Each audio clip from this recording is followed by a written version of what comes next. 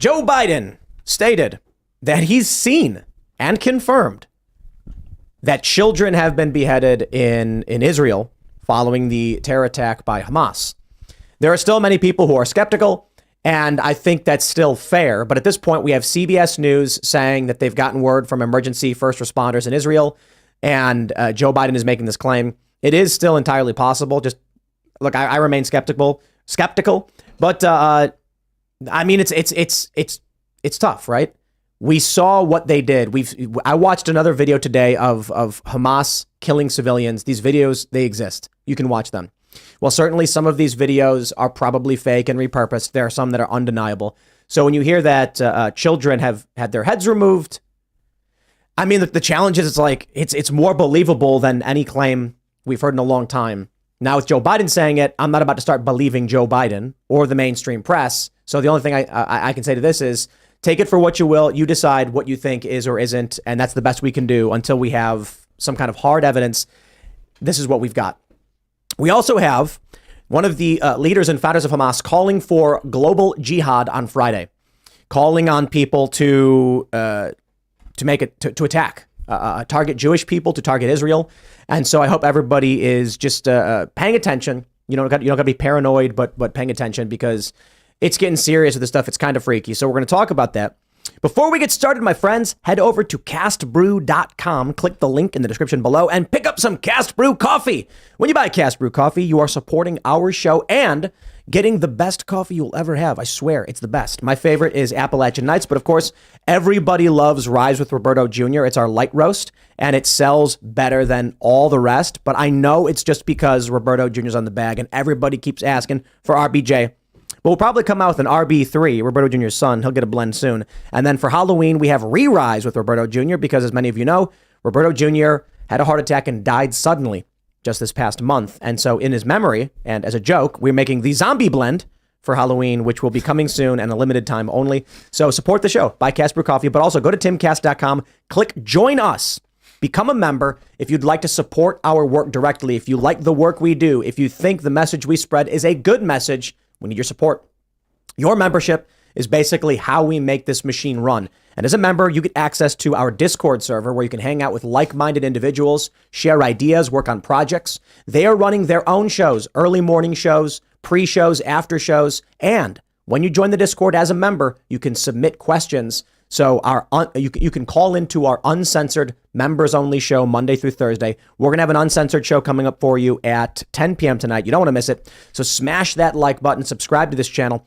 Joining us tonight to talk about this and a whole lot more is Chadwick Moore. Hey, great to be here. Thanks for having me on. Yeah, who are you? What do you do? I'm an author. I'm hawking my book, Tucker, which is the official biography of Tucker Carlson, which just came out in August. And I was almost done with the book when his show was taken off the air. So we actually pushed back publication, updated the book. I spent, last year working on this, hanging out with him. I was regular on his show, which is how I knew him. And everyone seems to be really enjoying it. Yeah, that's basically me. I'm also a contributing editor at The Spectator as well. Right on. Well, glad to have you. We also got Hannah Claire Brimelow hanging out. Hey, I'm Hannah Claire Brimelow. I'm a writer for Timcast.com. I'm excited for tonight's conversation. Ian's here too. Hi, everyone. Ian Carlson. Hey, Chadwick, when you were writing that book, did you write about when Jon Stewart went on Crossfire, was it? Man, that was transformative for Tucker. I watched it in real time. I think it was the moment it happened, and it was like humiliating, but also he took it seriously because you could tell he had a respect for Jon, and he became like a pioneer for justice after that. It was incredible.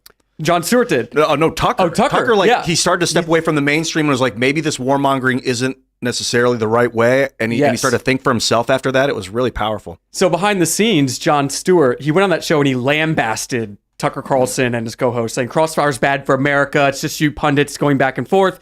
And then as soon as, and they say it killed the show, Crossfire was taken off the air after that. All of America was siding with Jon Stewart. Yes, we hate this fighting. I mean, look at us now, right? Yeah. After the cameras stopped rolling, Jon Stewart, who was there to promote his book, said to them, Imus came to town and he trashed you guys and got forwarded to a new station. So I think this worked out well for me. It was all planned.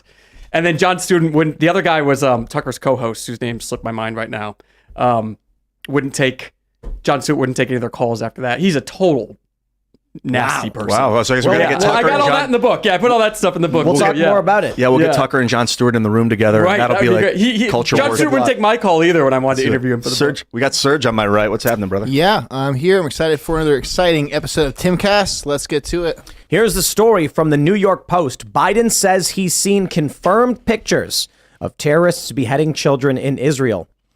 President Biden said on Wednesday that he has seen confirmed pictures of terrorists beheading children in southern Israel following initial reports that up to 40 babies were butchered over the weekend in homes near the Hamas-ruled Gaza Strip. Quote, I never really thought I would see and have confirmed pictures of terrorists beheading children. I never thought I'd ever. Anyway, that's one way to end that statement. I think we actually have the clip, not here, but here. Let's play this one. I mean, I've been doing this a long time.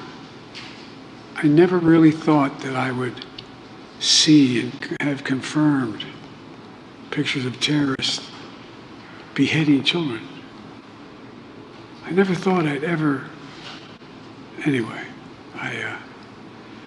but there are countries in the region that are trying to be of some help, including Arab nations. Now, still, with this, I'm not absolutely convinced. And the issue is, one, I'm not about to start believing Joe Biden. The dude is corrupt as they come. There are special interests that want war in the Middle East. These people despise Donald Trump. And one of the biggest reasons is that Donald Trump was trying to bring peace to the Middle East. Donald Trump was trying to remove U.S. involvement. When we talk about how Russia did not invade Ukraine under the Trump administration, they say, yeah, it's because Trump was serving Vladimir Putin. I'm like, yeah, I mean, maybe it's because Donald Trump was like, this is none of our business. We should stop supporting these terror groups, whether directly or indirectly. We should stop invading these countries for oil and mind our own business. And Russia was like, well, if you're not pressing on our borders, we're not, we've got no reason to fight. They get Trump out. They come in and it's war, it's conflict, it's expansion. And so this narrative is extremely shocking. Based on the videos I've seen, it's unfortunately, whether you want to accept it or not, it's easy to believe they did this. Right? That's the scary thing. Well, they also thought Trump was a lunatic. Yeah. They thought he was a loose cannon. They had no idea. There was some meeting that actually Tucker told me this story. I'm working on this. That Trump leaned over to Vladimir Putin and said, "If you invade Ukraine when I'm president, I will nuke the shit out of Moscow." And Putin believed him. And nobody wanted to mess with Trump. They thought he was a total loose cannon, which of course I don't think he was at all. But that I think is a good impression. It wasn't a bad image to have. It was not a bad image to have. You kind of want the rest of the world, especially your enemies, to think that about your leader, for sure. Yeah, for sure. They don't want to be able to predict you. I mean, the problem right now is that the loss of life is always tragic. Violence is obviously detestable. But Joe Biden is not a trustworthy president. And so it is hard to believe anything that would come out of his administration, even if it is something awful like this. You don't want to believe they would lie about being able to confirm this. On the other hand, you just can't trust them. Look at everything they've lied about that's... Yeah. And again, we've mentioned also this, horrible. The New York testimony from 1990 that got us into the first Gulf War. Yes. I don't like the way he said the word confirmed in that speech. He said, these pictures I've seen confirmed, like it was like he was dropping the word. Like they said talking points, make sure you say the word confirmed when you talk about this. I said yesterday, prepare for deep fake, that we're in another modern war. It's going to be technology you've never seen before utilized. And when they tell you something happened and then some days later you're going to start to see blurry images or images, be wary, don't snap to emotions. Well, here's a really funny one. Don Jr. posted a video. It is extremely graphic. It is brutal. And it is of Israeli civilians being killed by Hamas. Community notes were placed on it saying old video and fake, because a pro-Palestinian activist posted a screenshot of a thumbnail of the video over and over again with the date of 2016 or something like that. But it is believed now that was fake, and the video is real. And now Wired has contacted the government and done a deeper analysis on the, I guess, the metadata in the video, and found Donald Trump Jr. was correct. The video was from Israel, and it appears that activists are trying to make fake screenshots to trick people into thinking they're fake. We are in a whole new world of information warfare. Yeah. It's entirely possible that Wired got bunk information from the government to convince us the videos are real. Who knows? What do you believe? But I will defer to, if you've got the Biden administration and Donald Trump Jr. and like everyone's kind of like, yeah, this is probably true, I think you're going to have to go with that, right? Yeah. If people who absolutely despise each other are like, this is real. Then, Yeah, if both warring parties are agreeing on it, then Well, it They might doesn't all seem believe far-fetched from what we know about this group of people. Like, nobody thinks this isn't something they wouldn't do, you know? They're undeniable videos. Yeah. Right. So there are videos where it's like, I don't know what this is, right? It's a guy and it's like running through a field. And I'm like, the video that Don Jr. posted was tough. It's like people in a room being shot. And I'm like, man, that's brutal. But then there are videos that are very easily and discernibly of southern Israel at an event where you can corroborate the pictures of the music festival and you're watching people be shot. And it's just like, this happened. Like, we know these videos are real. That's the easy thing where it's like the story of these babies being killed, beheaded. You don't need it. Hamas did it. And not only that, mad respect to Max Blumenthal coming on the show and talking about he's more pro-Palestine, but he outright said Hamas's strategy is to target as many civilians as possible to use as bargaining chips against Israel. They are kidnapping civilians. That's their tactic. He called it a target of opportunity. And I'm like, make no mistake, this is not in dispute. We know what they're doing. I was thinking, it's horrible. It is absolutely, it's one of the most horrific things you do to kill somebody, and to kill a small child is like the most horrific thing. But like, what's more horrific? If someone cuts off the head of a baby, or if someone blows up 6 babies with a bomb? Yeah. Yeah, Tim's right. Like, you don't need it. They don't need this to sell the case. Yeah. So the rationale for faking it doesn't make any much sense. Right. And the other thing too, I think it was, there were a lot of people that were critical of Max Blumenthal because he does have a more pro-Palestinian stance, but he knows a lot about this. And he actually pushed back on some of, there's a conspiracy theory going around that Israel knew this was going to happen. And a lot of people are pushing it. Some prominent personalities saying that they knew it was going to happen. They let it happen because now they can use it as an excuse to go into Gaza and do all of this stuff and bomb them. And Max was like, no way, absolutely not. He said Israel was humiliated. There's a lot of private technology and security firms in Israel that pride themselves on being the best. And this is true because I've covered this stuff going back 10 years with Occupy. There are many surveillance companies that are born out of Israel that are like, we're the best. Israel proves it. Mm-hmm. This is extremely bad for this sector, the security sector. And he also wanted to mention things I don't want to comment too much on because I'm not the expert on it, but the military doctrine that Israel has in terms of captured IDF soldiers is so extreme. He said Israel would never allow one of their soldiers to be captured. I mean, the idea that they let this happen is just, there's no way. Yeah. And he's more pro-Palestine. I mean, I find it interesting. I think the big problem is going to be the deluge of information, especially fighting war in the technology age, right? We're going to have videos that surface from wherever. We're already seeing that community notes they're finding ways to work around these potential safeguards that we have. The thing that I saw a lot today was parents warning, or like parents groups warning parents to have their kids delete TikTok and all their social media platforms while this goes on, because it's permeating through all the algorithms. So you're having young teenagers seeing very violent images, and of course that's deeply disturbing. On the other hand, if you're cutting all kinds of people off from information, not that teenagers should see violence, it starts to get very dystopian, right? We don't know what's real and we don't know who should be seeing it. We don't know where to stop it from coming from.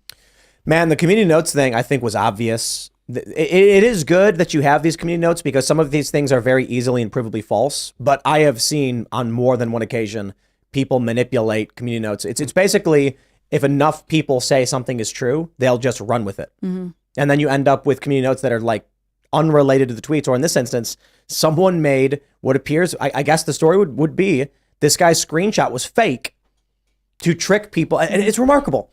Don Jr. posts a video. And then some guy posts some screenshot with no website address. It's pictures of thumbnails with a date on it. And that was enough for people on community notes to say, Don Trump's posting fake news. Mm-hmm. I mean, it's amazing. Is community notes any better than Wikipedia, right? Wikipedia can be edited and Wikipedia self-censors. So we don't really know what information is provable. There's a reason we tell high schoolers you can't cite Wikipedia or maybe community notes in your term papers. It's all, you got to follow the sources. Mm-hmm. And the interesting thing was that the source on this community note was some guy's tweet. And now people are responding to John Jr. being like, Wired did a deep analysis on the video and found the source and said, nah, it's real. Like, it was recorded here. Here's all the confirmation. It's crazy.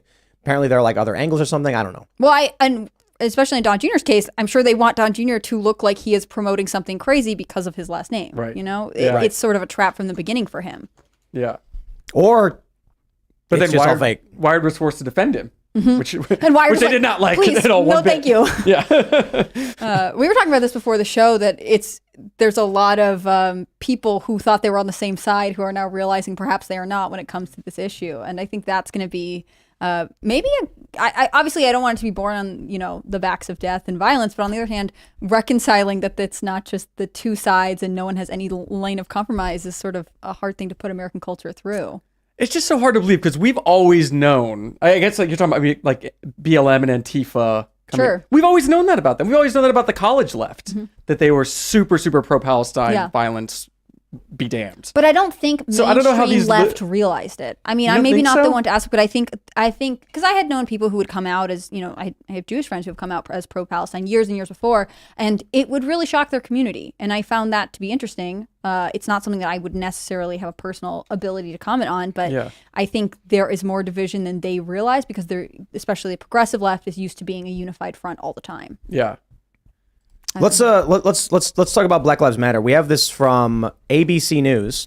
BLM Chicago backs Palestine after Hamas terror invasion of Israel. And this is causing a major backlash.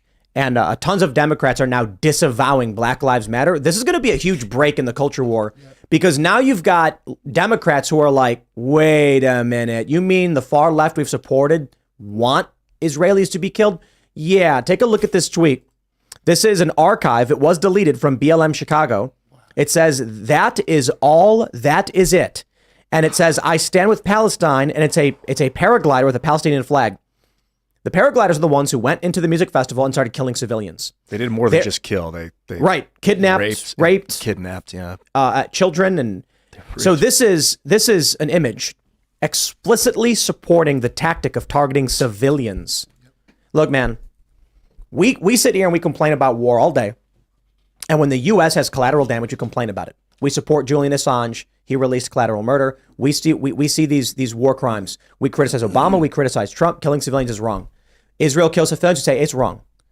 The issue, however, is in the instance of Israel, oftentimes what they're saying is they've built a weapons depot and a military base under a hospital. We've given them a warning and we're going to take it out. I say, okay, do I take Israel's word for it? Well, the one thing I can say is Israel at least is saying that much. We are trying to avoid killing civilians. Well, okay. I don't trust governments, right? Everyone's got an agenda, but I can accept that. You then have Barack Obama's ridiculous nonsense excuse for killing an American citizen in Yemen. They've never answered for, and that's evil. But this is overtly celebrating the tactic of targeting civilians intentionally. Yeah. That's Black Lives Matter. Max Blumenthal, he was on last night, and he said that these guys were paratrooping to hit a military target and landed next to the target in the music festival, and it was an attack of opportunity as opposed to a target. A target of opportunity. Well, in that But case. I don't know if it really, I don't know how much it matters. Wait. Like, I mean, if he's being factual, he's being factual. Yes, but in terms of celebrating it still. I mean, that image now is still the image of attacking civilians at a music festival. It's not the wind blew the wrong way. We actually meant... Yeah, when they made this image, they knew what they were doing. Exactly. And they kept it up for hours. It wasn't like, oops, delete. And And 20,000 comments or something before they someone decided to take it down. What I want to be careful of is, people were being critical of Max yesterday. They're like, oh, I can't believe he would downplay it. No, hold on. If it is a fact that Hamas was intending to target military bases, that would make sense. They say, we want to hit military bases. And then as they're coming through the sky, they say, hey, look, civilians, let's get them, because it is a known tactic to target civilians to use as bargaining chips against Israel. Max said all that too. Yeah, if those are facts, accept them. It proves definitively, or I should say, a journalist with a pro Palestine bias explicitly told us their strategy is target civilians. Yeah, I think, why would they attack an Israeli military base on paraglide? I mean, the IDF is scary. No heat You're not going to signature. barge in. Well, what he was saying is that it caught him off guard. And it was humiliating. It was quiet, And- off radar, because they're so low to the ground and no heat, probably. Yeah. What I find fascinating in the whole thing is that there are many people, prominent individuals, many who are very critical of Israel, saying that Israel knew this was coming and let it happen. And then you have Max, of all people, who is, much more opposed to Israel's actions, being like, no, there's no way Israel knew in advance. They were humiliated by this. Hamas was targeting the military bases, and the music festival was nearby, and so it became a target of opportunity for them because it is a known tactic they use. I'm like, wow. But that wasn't the only place that was attacked. Right. Yeah, they went to a bunch of villages. Beaches, and anywhere civilian. So It when makes me so- think that their primary target was take out the military perimeter, and then with a secondary target of get as many civilians as you can. It's evil. And this is the problem, right? I don't like war. I don't like the conflict. I don't like hearing about children dying in Gaza. They're all these tweets coming out the far left saying, "Oh, look at these innocent civilians." I'm like, yeah, it's all bad. It's all bad, dude. But yo, I can ask this question of anyone, and you're going to get the same answer. The pro-Palestine side knows what the answer to this question is, and they will try to avoid answering it. What would happen to Israel if they removed all of the security fencing around Gaza and said free movement for all within Gaza into Israel? What would happen? Oh, we know exactly what happened. We watched it happen. Yeah, we watched what happened when they exactly. tore the fences down. Yeah. There's no question about that. And so, you talk to someone who's pro-Palestine and they're going to say, well, I mean, it's like, oh, we get it. Yeah. This is the problem. You complain about what Israel's doing in Gaza, but what's the answer? Well, these people are in open air prison. I'm like, yeah, and if they open the doors, it would be bloodshed, it would be murder, it would be massacres, it would be war, it would be, we talk. A lot of people talk about 1948 and how it was wrong for Israelis to push Palestinians off their land, and I'm just like, it's war. I don't have a good answer for you, man. War is bad. It sucks. But the answer today is not to just make the war worse. That seems to be what Hamas wants to do. But anyway, back to the point. Like, otherwise we're going to go in circles. Back to what Black Lives Matter represents. We also have a Democratic Socialist member of Congress. He has quit the DSA and denounced them for their support of all of this. Who was it? Let me pull up his name. Do you guys know his name? I had his Jamal Bowman. No. Was he part of the DSA? Shri. Here we go. We got it. Shri Thanadar, congressman. He renounces. He's a proud Detroiter. Yeah, from Michigan. Michigan's 13th district, and he renounces his membership in the DSA, saying, "Today I'm officially renouncing my membership in the DSA after the brutal terror attacks in Israel, which included the indiscriminate murder, rape, and kidnapping of innocent men, women, and children. I can no longer associate with an organization unwilling to call out terror in all its forms.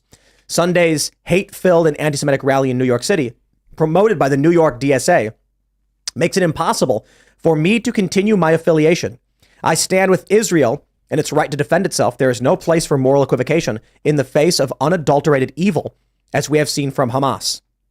I will continue to work towards the goals that brought me to Congress in the first place: universal health care, workers' rights, strong labor unions, equity for communities of color, environmental justice, and compassionate immigration. My ideals have not changed at all. I strongly believe that ending my association with the DSA serves my constituents' interests, as they expect me to represent them by helping to build a better, more just world, not fanning the flames of hatred." Shout out to Ryan Long, who put out a video called "The Actor Doesn't Know Whether to Support Palestine or Israel." Because the fascinating thing is, what we're seeing here with Shri, and there's another story about a bunch of Harvard students who are being blacklisted, and now they're putting out letters being like, "No, we don't support Palestine. We're so sorry. We're so sorry." The default position for a lot of these people was, whatever the narrative is, I support. Whatever popular thing is. Black Lives Matter was current thing. We support it. BLM, not just BLM in Chicago, but LA came out in defense of what Hamas did. Yep. And now, if you tweet in support of BLM, you will get canceled. Yep. These people don't have convictions, don't have morals, and were marching in lockstep with what they thought was the power structure. That meant when atrocities occurred on video, and we see innocent people being paraded around, murdered, kidnapped, etc., they ignore that and say, it doesn't matter, BLM is popular thing. Think about that. I want to reiterate that, because that explains the culture war so well. For all of us, we can sit here and be like, man, it's really bad when civilians died, no matter who does it, right? What Hamas did is horrifying and it's atrocious. We don't want war. I'm skeptical of these videos and these stories. Did babies really get beheaded? Man, this is tough. We try to be reasonable. So many actors, members of Congress, Harvard students, knowing these videos emerged, thought, but the left is in power, so I will just agree with whatever they say. And what happened? Major backlash. Regular people were like, bro, you just defended literal terror attacks on innocent civilians. The problem with people that are obsessed with domestic politics and have no idea what's going on geopolitically, you got to know both. Well, if you're going to speak and I out. think in this case, it's important to note that Black Lives Matter is essentially saying the tactics Hamas use are justified, right? If you have a political movement within the United States that says essentially using civilians as pawns, harming them to get your political ends is worth doing, that is a very significant statement to take, right? We know the Black Lives Matter movements often end in riots and violence. The fact that they're lining up behind this kind of action is something we should all be extremely wary of. Yeah, they share violent means to an end philosophy, although... And they're confirming it on a geopolitical stage now. Of course, yeah. I'm just saying, they get passed off as being this, we're peaceful movement. And I think Tim's totally right. Ultimately, people don't know enough about these issues to be able to say definitively how they feel about it, but they know they're supposed to say something. That's why Ryan Long's video is so funny. He knows he's supposed to take a stance. He just doesn't know what it is because he takes his cues from everyone around him. The issue is they don't care. That many of the people who are waving BLM flags and these Progress Pride flags don't know, don't care. All they're really saying is, I support what we view to be the cultural and institutional power. And so when the institutional powers do evil things, these people march in lockstep behind them. And that's what we talk about. I've mentioned that the Progress Pride flag is akin to the Nazi flag. Not in that it represents the same ideology, but that it represents people blindly marching behind what they view to be power. This shattered that. And now people are panicking. I love this. This Harvard student organization being like, we never meant this. No, we regret signing this letter in support of Palestine. Money, because we'll get our 6-figure jobs when we graduate. That's right. Yeah. Because now they're realizing they're getting canceled. Right. The only thing they ever cared about was looking like they fit in. Mm-hmm. Yeah. No morals and no principles. But there's also, and I agree with you, but there's also, there's this ethos in the white liberal, I'll say white liberal, but culturally white, the Western liberal. I think you were touching on this too, when they're suddenly horrified. It's this mentality, and it's so racist. I know that word's so overused, but it exposes how extremely racist they are. That they look at people like Islamic terrorists, and it's the same way they look at inner city violence in black communities. And they think, and they look at Israel, and they're like, Israel's a civilized country, so we hold them to a higher moral standard. We hold them to our moral standards. These third world people, they're stupid. Look at their skin colors, look how they live. We can't expect them to behave how we behave, and they're so oppressed. So we can't, Israel is held to a different standard. They cannot behave like this. These people, they just don't know any better.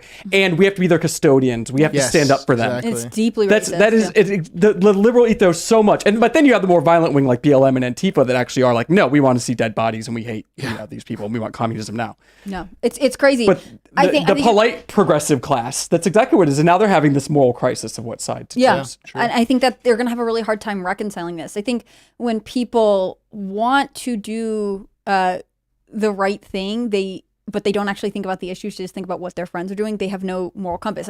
With these Harvard students, if they really believed in what they said, they wouldn't have backed down. Nothing should be worth compromising your values for. But it's not about values, it's about signaling that they have done the right things. It reminds me of, and it's a terrible comparison to draw, but it reminds me of all of the people who suddenly became excited about various causes, like after the Parkland shooting, all these students who were suddenly deeply involved in gun violence, and they would hold protests and whatever else, and then they would get into elite colleges because they were signaling that they were behind the right thing all the time. That's how we got David Hogg, yes? And to what end? What are we doing to better serve the values of the community? Maybe they really stand by it, but ultimately it was the thing that they thought would help them get an advantage moving forward. Yeah, of course. Like corporations virtue signaling, same thing. Well, this is the thing we have to do now. Yeah. I think one of the challenging things coming out of Israel is just going to be the fact that so much, I know I said this earlier, but there's going to be so much information and so much visual media that there are going to be people who knee-jerk take a strong stance who then are going to back down and change their mind. And again, with this congressman, I think that's a very solid move to renounce an organization that you have been a part of and at one point would have served you to say, oh yeah, I'm a DSA member. Look how trendy and progressive I am. Yeah. I want to pull up this story from Wired. A graphic Hamas video Donald Trump Jr. shared on X is actually real, research confirms. A video posted by Donald Trump Jr. showing Hamas militants attacking Israelis was falsely flagged in a community note as being years old, thus making X's disinformation problem worse and not better. The first thing I say is many of these liberal journalists are really upset that Elon Musk is doing so well, so any opportunity to attack X is an opportunity they will take. Yeah. But in this instance, it actually ends up working out. Trump Jr. is being defended. They're in a weird position where it's like, well, I guess defending Trump Jr., who's criticizing terror, is the lesser of two evils or whatever. In their mind as leftists. It's starting to be as begrudgingly the lesser of two evils. Maybe defending each other as Americans might be the right way forward. This is our weird healing moment. But so the gist of the story here, and what I want to get into with this is, it's all fake news and all manipulation, right? Somebody, I'm not going to play the video. It is beyond graphic. You did not. Can you give a summary of what it was? Yeah, it's a bunch of bodies on the ground being shot. It's graphic. Just understand. It is just I don't even want to describe it. Yeah, it's people dying, and you're watching it happen. Okay, it is brutal. And someone flagged it because they posted a screenshot saying the video was fake and from some other time or some other place. But it was a false flag.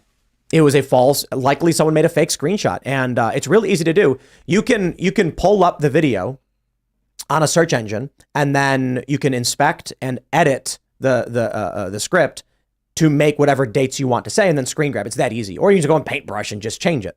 So apparently Wired did the groundwork and found like, no, Donald Trump Jr. is not posting fake stuff. He's posting real stuff.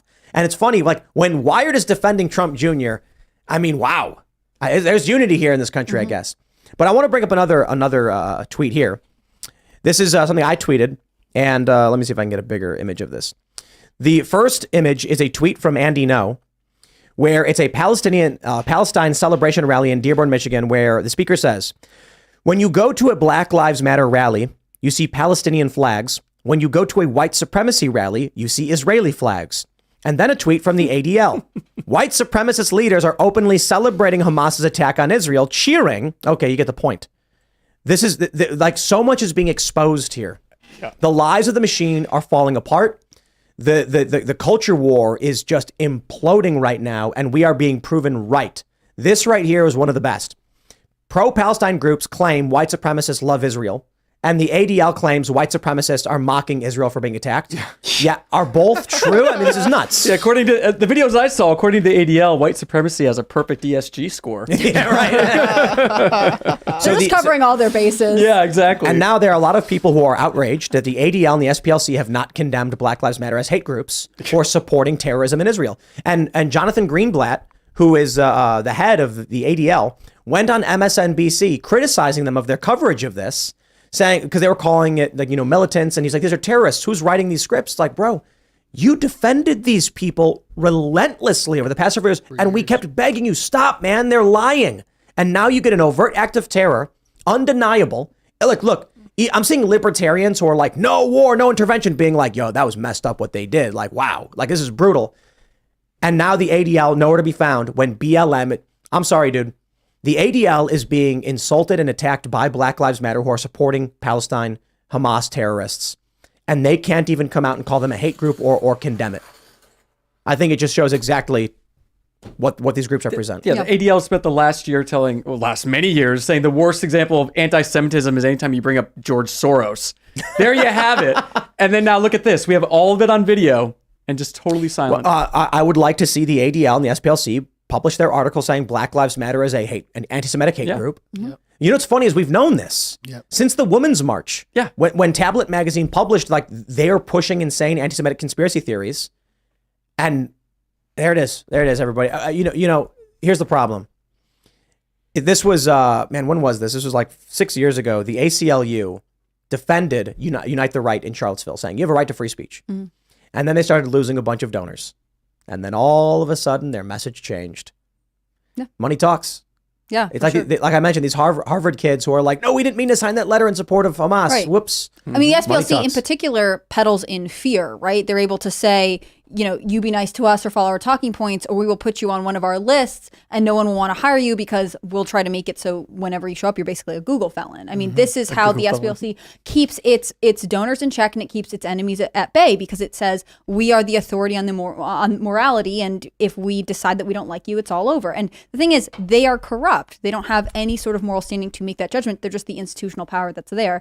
And when they are needed most, where are they? Nowhere, right? Theoretically, this is the time that they should be the most outspoken, and instead they're going to wait until one of their biggest donors says what they want them to say, and then they're going to follow suit. Well, we need to lobby the ADL and the SPLC to put Black Lives Matter as a anti-Semitic hate group on all of their pages. If they were really serious about anti-Semitism, you'd think they'd do it right away, but they would. I'm questioning their. Imagine they do. I mean, they kind of would have to, right? It'd be pretty. I didn't even take the check after today. Before today, I would. No, they're not working right now. They're not updating anything. Right. That's why there's nothing. They're looking for what Nick Fuentes is saying right now. Yeah, they're trying to change the subject so quickly. Or again, like I said, they are waiting for their biggest donor to tell them what they're comfortable with, and then they'll abide by that messaging. Yeah, I obviously have some hard feelings about these organizations, but I think they're just not trustworthy, and instead they present themselves in ways to ruin other people's lives and to take money from people who really think that potentially they are doing good. Because that's the hardest thing about all liberal causes to me. There are potentially people who are, compassionate, who really believe these organizations are saying what they pretend they are doing, and it's just not the case. They're being swindled. Exactly. I don't know if you ever experienced this while you were doing your circuits on Fox. I mean, you were on Tucker's show pretty regularly for a while. Yeah, lots of Fox shows, not just Tucker's. Yeah. But experience what? Experience that you can see there are people who believe something on the left really dearly, but ultimately they're being misled. Oh, absolutely, yeah. And you can't be angry at all of them. You know, I've got like Democrats in my family that, you know, they sincerely believe it. And you can't really, they're not bad people. No. But yeah, these organizations, it's not just, I mean, it's every organization you can think of. It's like the Human Rights Campaign and GLAAD for the gay stuff. It's, you know, well, that's all trans stuff. But yeah, you're completely right. I mean, SPLC and ADL are pure evil. They're smear factories. That's all they do. Yeah, and collect money for it. You know, Semite is, it really just means like a desert person, like someone from Asia and East Africa. And it includes Arabs. Arabs are Semites, Akkadians, Canaanites, Hebrews, Ethiopians. Yes. So like, if you hate Arabs, you're also anti-Semitic. Yeah, but that's not what that's not the idea. That's not what the ADL has twisted it to mean. No, that's not what the. No, come on, bro. People use words to convey meaning. All right, you can't. And just they also be change definitions to control narrative. And if we all understand what the word means as of today, then we can understand what they're trying to say when they say it. Like when we've talked about this, when the left comes out and says racism, I have no problem saying they don't mean racism the same way you do. Right. Right. We will translate their version of class and or race-based oppression with privileged groups and majority groups versus minority groups, whereas the right says prejudice based on race. So discrimination. Then the definition of anti-Semitism that you're saying that is commonly understood argument. Is that it's anti-Jewish or is it anti-Israeli? Is it which one of those? Anti-Semitism, the common understanding would be anti-Jewish. Right. Yeah. So secular anti-Hebrew. No one's saying it to refer to Palestinians. It's not about religion. It's about like where that. they're from. It's really about where you're from. So, but by all means, you can take issue with the use of the word Semite in this way. But we know the idea being conveyed. Right. I do. But you know, that's it. I don't know why they hijacked the term to make. I don't know that anyone hijacked it. That sometimes terms become words happen. Like people use words. Xerox became a verb, right? This is a common thing. Kleenex. Yeah. Like nouns, proper names become verbs because of whatever reason. And for whatever reason, for good or bad, whatever your criticism is, this is the idea being conveyed. I suppose I bring it up only because we are in an information war and it's better to arm yourself with the knowledge of past definition. Is that really ever been a past definition? Yeah. In 1770, it was created to describe all those people from that area of the world. Yes, but anti-Semite, was that used colloquially to describe the people of that world, or is it typically just referred to Jewish people? I don't know. Let's find out. Yeah. Well, you research that. We'll keep talking about the news. Spread the narrative. Let us know what you find out. Yeah. It's, you know, I can certainly understand and respect that there are people who definitely try to manipulate words to gain power, as we see with the left changing the definition of sexism and racism and all those things. Right. But if you're going to be talking to the average person, we simply try to just understand the ideas that are being conveyed and then, you know, push back. You have to go with the colloquial meaning. That makes sense. Yeah. Yeah, and you can criticize. Like, I have no problem saying, like, you should use, you know, the word Semite refers to many more people than just Jewish people. So by all means, you know, you can be more specific and just say they hate Jews. Like, that's actually probably more direct. Yeah. And you know, I think anti-Semite kind of softens the general idea. Just say they hate Jews. I was listening to one, I think it was a guy from Hamas talking, and they were saying that they wanted to eradicate not the Jews, but Zionists, which is the idea of creating an Israeli. It's a political state. It's not it had nothing to do with the religion itself. And it was wicked Christians. So like people that claim to be Christian but don't believe in God or don't follow the tenets of the faith, like those aren't real Christians anyway. Did you guys see what Lindsey Graham said? We're in a religious war. Yeah. Do whatever you have to do. Level that place or whatever. Thanks, Lindsey Graham. But I bring this up in response to what you're saying because, you know, everything I hear is, you know, it's the Palestinian people who've been removed from their homes, and it's like, wasn't it like someone else's before that, and someone else's before that, and someone else's before that? What did one of our members say? Bring back Rome. Yeah, this is the real. That's why you guys all think about the Roman Empire. Yeah, it was Ottoman for a long time, and then before that it was Byzantine, which was like the Eastern Roman Empire. Before that it was the Roman Empire. I think Israel? It was Greek for a long time. Yeah, there's before like that 15 different. Alexander conquered it from the Persians, I believe. I'm not sure exactly. Yeah.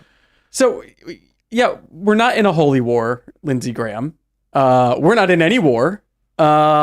Firstly, Yeah, we aren't. Yeah, what a slip we're on not. his part. Yeah, exactly. I mean, I get like, okay, so I'm the first to admit and acknowledge, like, I'm totally an emotional child and being like, nuke 'em, you know? But I realize that that's my emotions and I can't really be like tweeting and saying that. This man actually, you know, controls war bucks and member of Congress.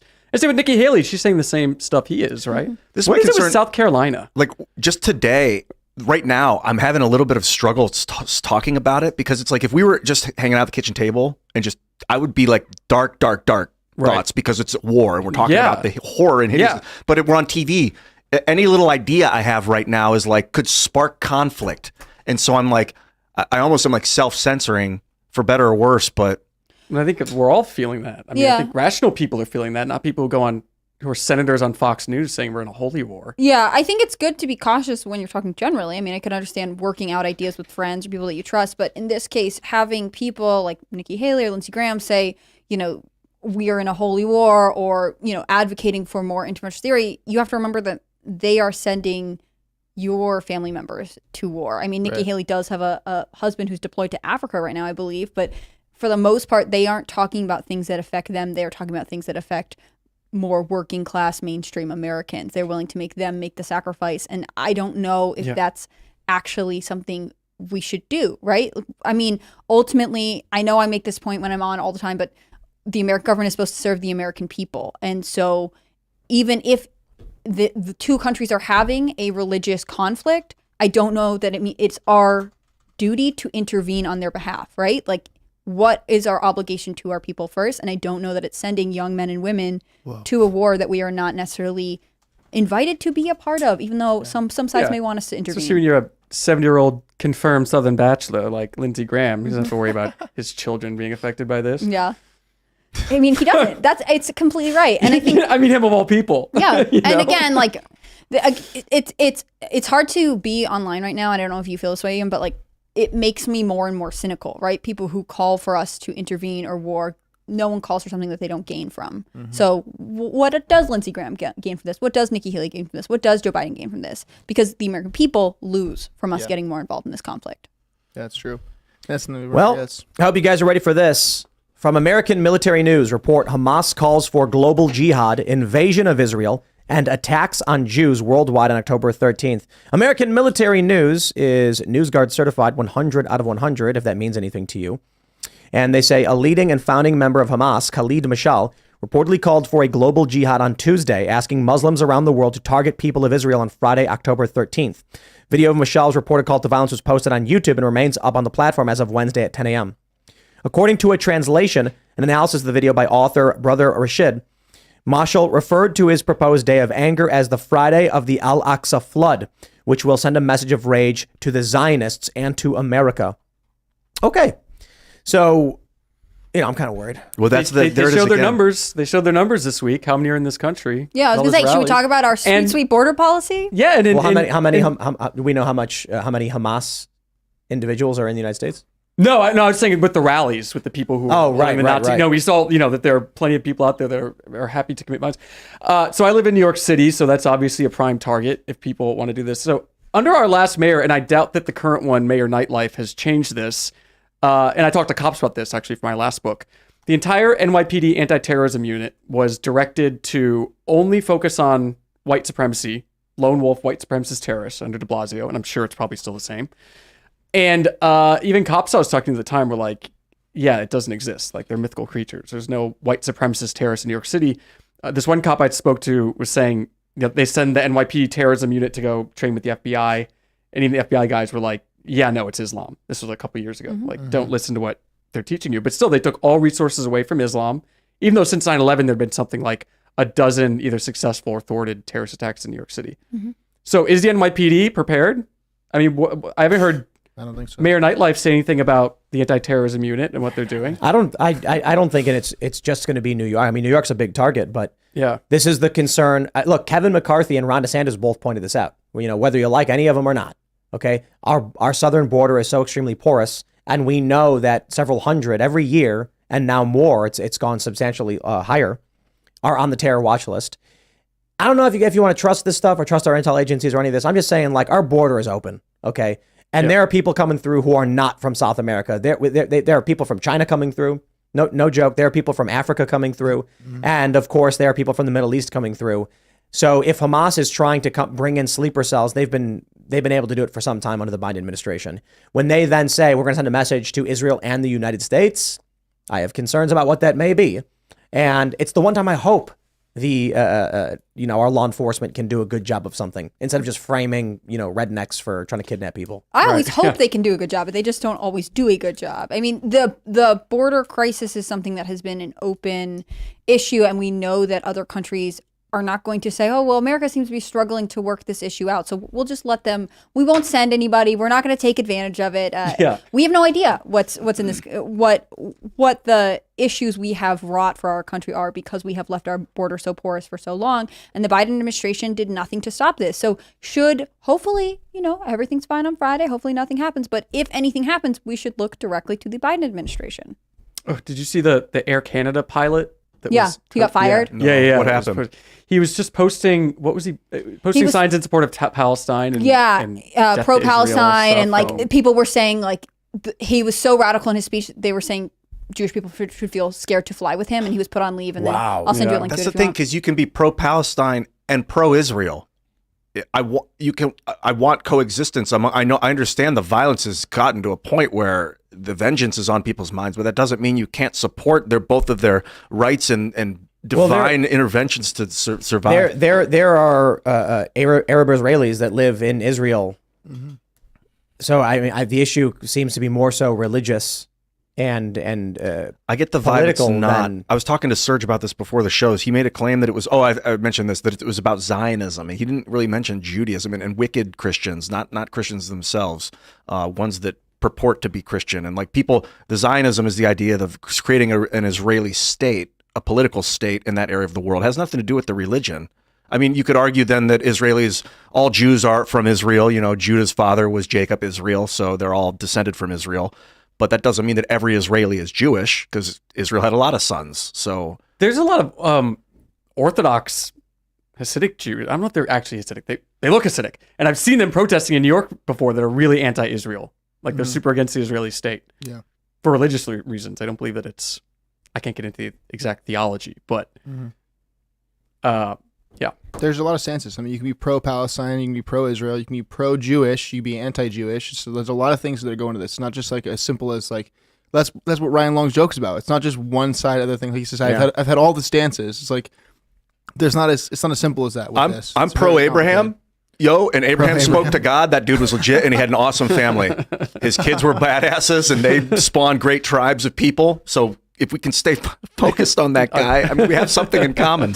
Everybody wants control over the Holy Land. Yeah. So that's what it's been over thousands of years. The forward.com wrote about the red heifer. Yeah. And so apparently, beginning of September, I'll give you a really quick simple version because I don't want to talk too much about it, but the general idea is that this is a symbol of the Messianic era returning or something like that. Mm-hmm. Yeah. And so it's just Christians and Jews tend to be aligned in a lot of ways as to what they expect to happen and what they want to happen.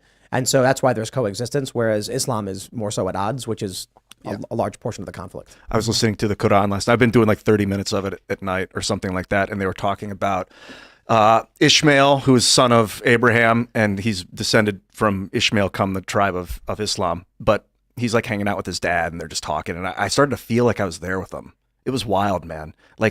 You start to feel like you're part of that tribe when you listen to the stories. And I imagine it's the same with his brother, with Isaac. I haven't listened to a lot of what Isaac did with his dad, but I understand the pride of being related to that and to know and to be able to track back your dynasty to the people. Because those dudes were for whatever reason, I don't know if it was the strain of the environment that made them listen to God, under great tension. You have no other choice. You start to hear it, or if you're starving, then there's a better chance you're going to hear it because you're not clouded. What should regular people do? Right? Don't panic. But are people paying attention to this stuff? I'm worried about what could or may happen. Yeah. I think Israel is going to be on high alert, obviously, and this could be this statement this guy put out is escalation, and that's just bad, outright. Mm-hmm. But if there's already ongoing attacks, there's already rocket attacks. If something happens in the United States, man, I don't want to see the U.S. get involved in another, conflict. But it looks like that's where we're going, right? With special operations being offered up to Israel. And you've already got a bunch of politicians calling for direct support, more funding, more aid. But now, and war with Iran. Right. Yep. This is making me think of Putin. He made a statement, and there's a video of it. Jackson Hinkle tweeted it out, and he's basically saying, if men decide to fight, let them fight. Leave the women and children alone. he's in a bad place right now, and I'm Even not the greatest guy on earth. Even Putin standing with Putin's Israel, like, he's like, you can't do this. What are you we doing? wanted some land. Let's go easy. Not that he didn't make life good for the Ukrainians the last few years, but you could say that maybe other people were involved in it. I think it's morale crushing. I think no matter who you are as a leader, like let's say there's the red faction and the blue faction and they're at war. Everyone as human beings have similar desires and understandings, and despises seeing women and children killed. This is the not problem. Not every person, but of civilized countries. Like obviously we're at odds with Russia and China, but you will demoralize your fighters if you're actively saying go out there and kill kids. They're going to be like, man, I don't want to fight anymore. Yep. Like it's just you're not fighting for anything you can recognize. Yep.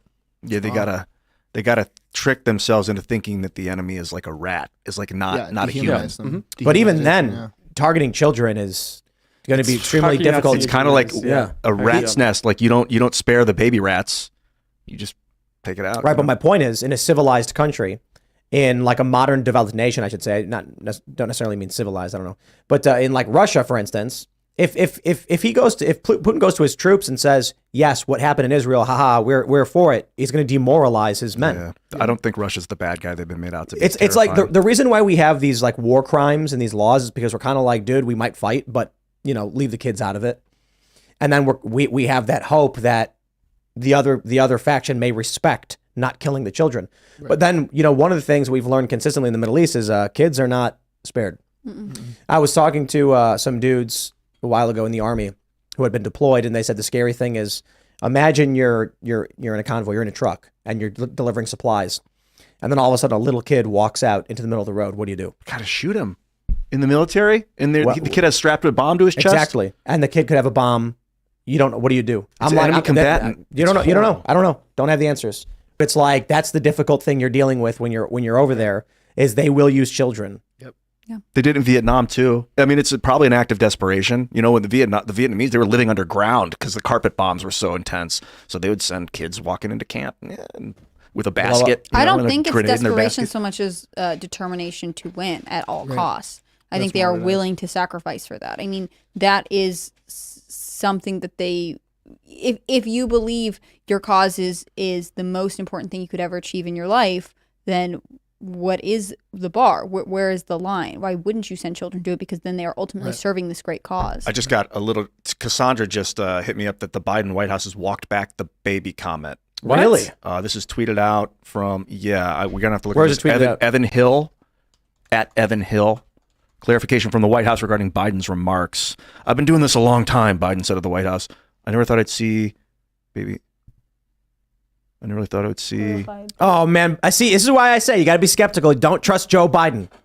Washington Post has the story. What? Yeah, that's amazing. Let me. What is this? It just jumped. Let's say. Biden. No. Where's like he's got a screenshot here. Clarification from the White House regarding Biden's remarks. A White House spokesperson later clarified that U.S. officials and the president have not seen pictures or confirmed such reports independently. The president based his comments about the alleged atrocities on the claims from Netanyahu's spokesman and media reports from Israel, according to the White House. But he said he saw them. Yes, and right. that he confirmed that they were real. Yes, saw, confirmed. And then when you click the link Let's to play. the Let's article, play. Here's what he said. I never really thought that I would see and have confirmed pictures of terrorists beheading children. I never thought I'd. Hey, we all knew Joe wait. Biden was a And he scumbag. But wait, he didn't say he did. He just said, I never thought I would. I never thought I would. see and have confirmed pictures of terrorists. Maybe he's more clever than we thought. beheading Yeah. He read the script. Fun Yep. thought. Weasel words. Yeah. Assumptive language where you're right. He didn't say he saw it. Yeah, I didn't say He that. said he never thought he would. And he didn't, so he's good. But the Right. implication is, of course, that you did see it. If Yep. you're saying, I never thought I would. especially with this big emotional pause, like he's so overcome by his yes. emotion, he can't finish his sentence. Yeah. When I go to the Washington Post link, I just get a dead link. It's not taking me to the story. Did they delete the story No, already? I think they're updating. So you It is updating, but I'm not seeing what this guy screen grabbed is not appearing on Washington Post. Washington Post has now removed it because the White House has had to Right. walk back their walk back. Jeez, what's real, man? This could be a fake debunking. Right. Yeah, who knows? But he never said that he saw it. That clip does not appear in the article. So this screenshot from Evan Hill, who is a Washington Post visual and forensic investigations at WAPO, whatever this link is not what he posted. So I don't know where this is coming from. So I don't know. Man. No idea. Yeah, well, let's stand on Biden's words. He never thought he would see it, on Biden's and that's words, all he wow. said. So as far as I know, he never saw it. He never claimed to have seen it. He never thought he would confirm that. I have no information. He never said that he did confirm it. It's not good, though, that the leader of our country is being so ambiguous in his speech in a way that could potentially be seen as inflammatory and calling for more intervention on the U.S. Like, it's not okay that it's not clear. This is a time when we need clarity. He is supposed to offer this to the American people, and he's not. Yeah, he just wants to be on the right side of history, you know? So, he's just Like trying his best. like Ryan Long. Yeah, He doesn't really know what statement he's supposed to put up yet. He's waiting to Just hear. wants the All right I can say stance. is right now, this tweet from Evan Hill to Washington Post, I'm not seeing corroborated anywhere else. In fact, all of the most recent stories from the past few minutes just show Biden's quotes of him saying, implying that he had seen it. So that Washington Post link is dead. So I don't know what he's posting. So I assume it is. This is what I was saying. I'm skeptical. I'm not about to start trusting Joe Biden. Right? There you go. Wow. Did they run it as if he said that he saw? They ran the article that we read earlier. With Dude, look at this. NBC was it NBC News? Biden says he saw. And He didn't saw say photos. That. He said that he couldn't. He didn't think he ever would. That's all he said. That's I never really that's so thought that I weird. would see and have confirmed pictures of terrorists beheading children. All right, hey, look, if you want to get And to we Joe felt Which is a Biden, for it. line you would never say we unless also- you didn't want people to think that you did see it. I think mean, to actually verify, let's not. I think to verify what he said, you'd need the 2 minutes leading up to the statement. I never thought I would see a video of Joe Biden mercilessly beating a child. I never thought I would confirm it either. Yeah, I never thought I would see it or confirm it. Yeah. You can't sue me, Joe. I never said I saw a video of it. You said you never thought you'd see one. Exactly. Yeah. Oh, jeez. Oh, my God. Wow, this is the beginning, man. This is the future of warfare. Is your mind Future, man. If they can get it's you happening to right now. to turn on your neighbors, like that's the best way to win is to Alex get your Jones enemy is to ahead turn of on the curve. itself. Infowars. We need Infowars. Yeah, You know? definitely. Yeah, it's weird. These are wild times, man. Totally crazy. These are wild times, my friends. You want to know how wild these times are?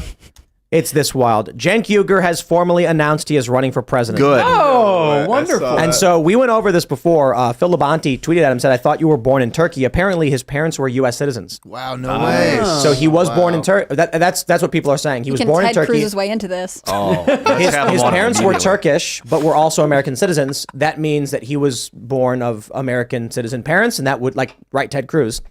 He says, "Yes, I'm running against Joe Biden for the Democratic nomination. Joe Biden is down 24 points on the economy. He has no ability to make up that kind of ground on the most important issue. We need a new candidate now." I'll take Here's his Is that a website. third party? No, I just got to say, Is that going to run in the DSA? what is this, bro? Hold on, no. I'm like kind of upset about this. This website is poorly done. It is. No, for real. Like, come on, man. This makes me think he's absolutely not serious at all about this. It's like Web and it's 2.0. like, here's a chance to get a big platform and right. This does not look like a legitimate web. I don't know. Maybe I'm just being a dick.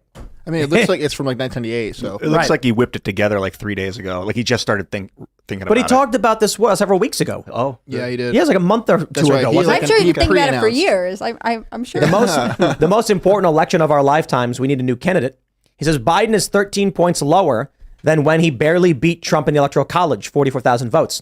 Biden is 24 points behind Trump on the economy, the most important issue.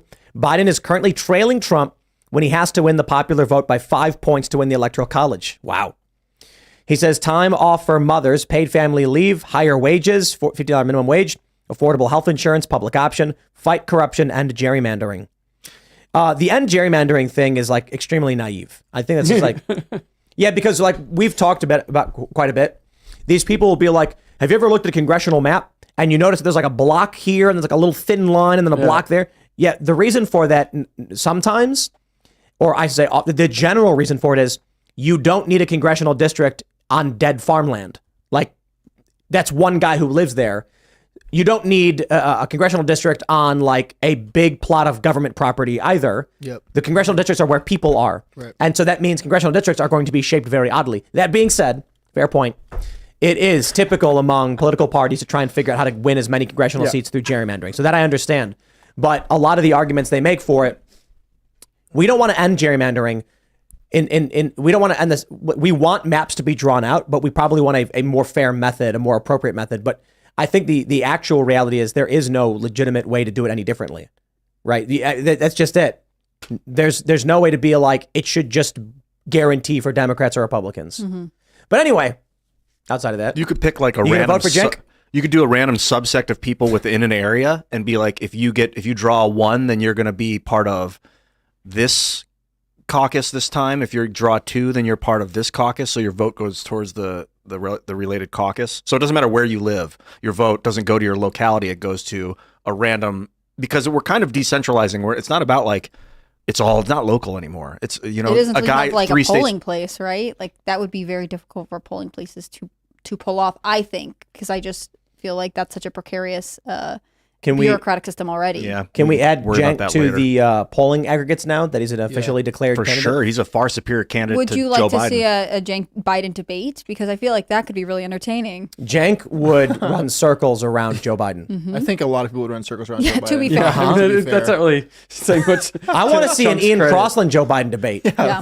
Like Joe Biden would be confused the whole time and just like, what? I'd love to. I'd listen to him till his brain starts to work again, and he starts to be What like, do you mean? He's going to sundown. he'd be like 20 years younger. That's my goal with Joe Biden. Get him to snap out of it and remember who he is. I want to no. see a Joe Biden Vivek debate so bad. Because you imagine the racist things that Joe Biden would I know. Oh, so true. Oh, it'd be so funny. Like, he's easy to humiliate, but I'm concerned that he's our commander, so I want him to be strong until he's no longer the commander. Then I don't care what he does. What about Homie is 80 years old, dude. He's not going to snap out of it. Yeah. He's going to degrade. It's called Yeah, he's neurogenesis. degrading. Yeah, Oh, No, it's- okay. it's certainly possible. Okay, here's what you do. You pump him full of NAD and stem And cells. psilocybin. Yeah, and sure, Once the- that too. well, I don't know about guess. pump full of, but Pump yeah. full of. We'll, start What slow. about Cenk joining the Gavin Newsom DeSantis debate on November 30th?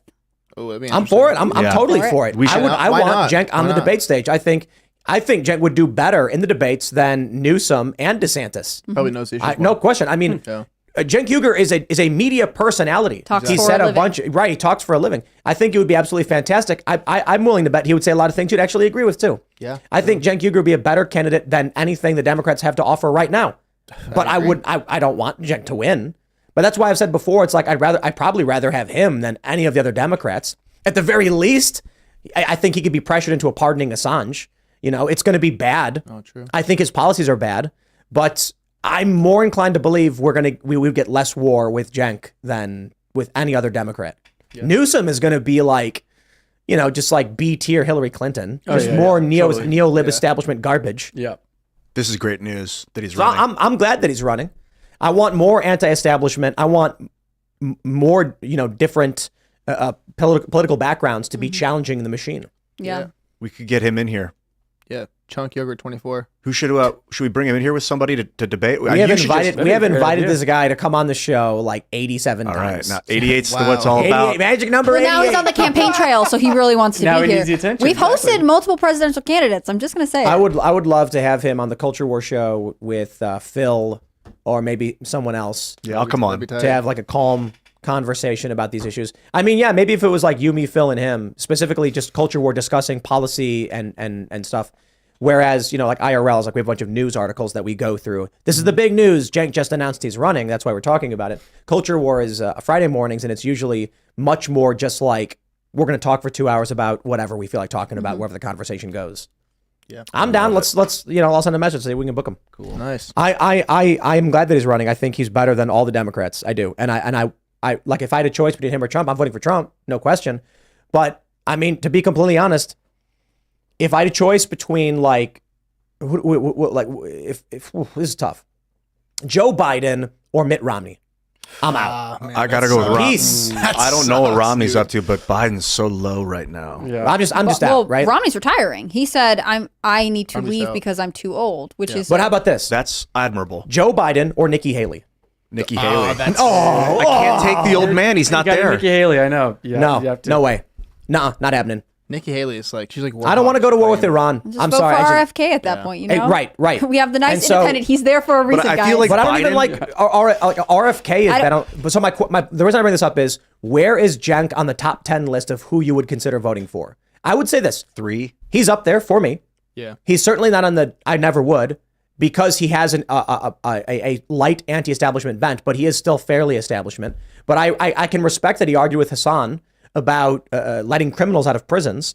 And I think I would look, if I'm looking at Nikki Haley and Joe Biden, and the only other candidate was like, I'll pardon Julian Assange, I'd vote for Cenk. Yeah. Like that issue matters a lot to me. I think that was an outright egregious evil committed by the United States. I think Donald Trump wanted to bring Julian Assange back to the U.S. because Julian had information that would benefit Donald Trump and strike at the heart of the deep state. Mm-hmm. I can respect Trump wanting that information, but ordering the extradition of Julian Assange is just using a man's life for political purposes. So, but that's about all I can say. I think that's how it would break down for a lot of people. They would then look at what are my top 2 issues and who is most closely aligned on those, even if everywhere else I don't agree with them. I mean, if you have 2 candidates you really don't like, you pick the one that has at least a chance of giving something you want. Well, maybe he'll run as an independent and then really spike the Democratic Party. Oh my gosh, it'd be so funny. We have multiple independents in the race. But here's y'all need to understand this. I support Cenk Uygur's efforts here 1,000,000% for another reason as well. He doesn't need to run as an independent to spike Democrats. By running, he is pulling donations away from other Democratic candidates. That's it. Yep. Mm-hmm. And donations matter. Contributions matter. Spend matters. And so if Joe Biden was running as the incumbent unopposed, which he should have been in any normal cycle, but because the dude's brain don't work, he's got competition. Mm-hmm. All those donations are in his pocket. It's one of the reasons incumbents tend to win, that all the money flows to them. They don't have to beat off a primary, for a lack of better term.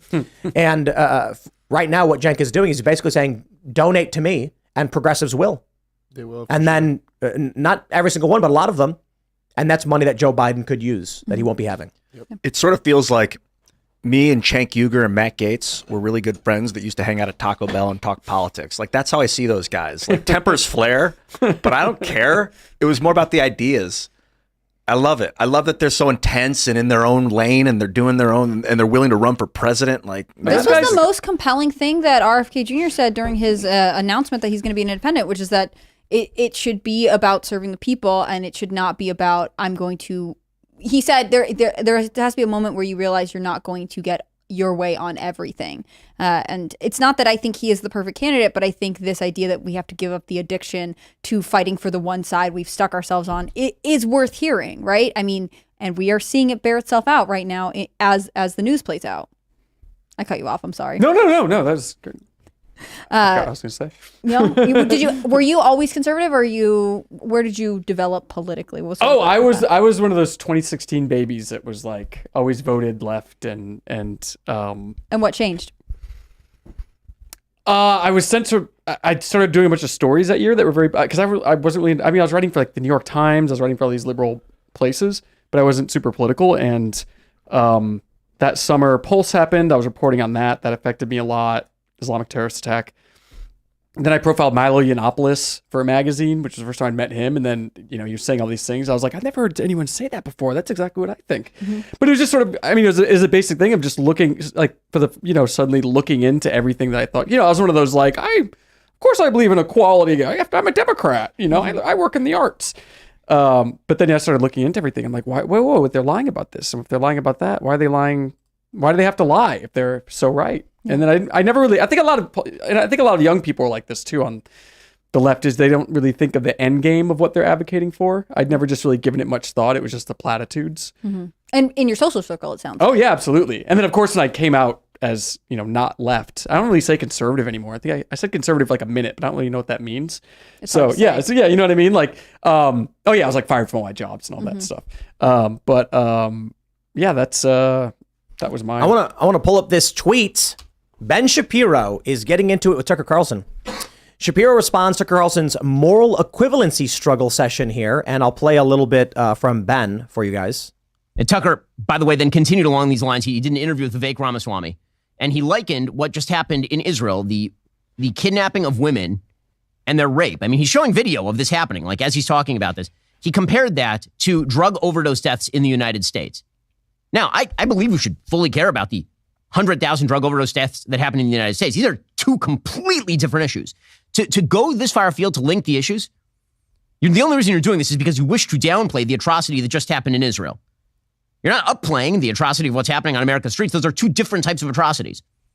People who are addicted to fentanyl, sticking needles in their arms and overdosing is a moral blight. It is a moral atrocity and a moral evil for people to kidnap women, rape them, and drag them back to the Gaza border. Those are not the same thing. So, oh man, this is interesting. Saying that Tucker is trying to downplay the atrocities of what happened. That's a bold statement from Tucker. Let me play a little bit here from Ben. From Ben, sorry. Let me play a little bit from Tucker here. I got to say, you mentioned moral outrage, and I thought the videos from southern Israel were morally outrageous, and I was offended by them and saddened by them. Anyone who saw them, I think, was. But you don't have to look far in the United States for moral outrages also on video. And there's not a city in this country, not just the big cities, but cities of 10,000 people. I was in one yesterday that doesn't have some constellation of drug-addicted young people living outside. We call them the homeless. They're drug addicts. And they're addicted to drugs that were imported across an open border, allowed by the Biden administration. And they're dying, more than 100,000 a year. Now, you could call it genocide. You can call it whatever you want, but it's the death of over 100,000 Americans a year and the living death of millions more who are living outside. So this is interesting because Tucker's talking about 100,000 young people dying from these failed policies. Ben's making it seem like he's just comparing drug overdoses in general to what we just saw happen in Israel. I'm curious what you guys think. Whose team are you on? Team Tucker or Team Shapiro? Well, obviously. Hey, here's Ben Shapiro putting a muzzle in someone's back because he's not crying hard enough about, Ben's number one issue, I assume. It's like, what is... Tucker's being very consistent. He's extremely nationalistic, populist, and he's making a point of, yes, we're all horrified by these images, but, I'm focused on my country. I mean, it's very true to who he is. I mean, he's not saying this is outrageous or anything. Why Ben's upset that Tucker's not angry enough? I think we're all pretty angry about it. I mean, that's why he had 30 minutes of his show dedicated to it with Vivek. And he wants to say, let's not forget what's happening in our own country. Where's the outrage here?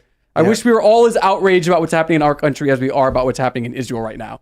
Seems to be what he was getting at. Or Ukraine. But that's not good enough for Ben Shapiro, apparently. Or Ukraine. When we were all putting up the flags in Ukraine, I wish that we cared as much about what was happening to the people in Appalachia when they were being given opioids in mass and then being made fun of in private emails. I mean, I am not saying that these things are even comparable. I think both parties are maybe making a weird comparison, but there is definitely tragedy in America, and it is good to acknowledge that we don't whip ourselves into the frenzy that we have. 100,000 dead over this stuff a year. Yeah, I mean that's like I said, Ben is saying a person ODing on heroin is a moral blight, but it's an atrocity to kidnap, rape women, and drag them to the Gaza border. Okay, well Tucker said 100,000 dead, so we can talk about, like, I absolutely agree in the sense of what Ben is saying, that yes, beating, raping women and kidnapping them and dragging them to the Gaza border is a moral atrocity well beyond someone overdosing.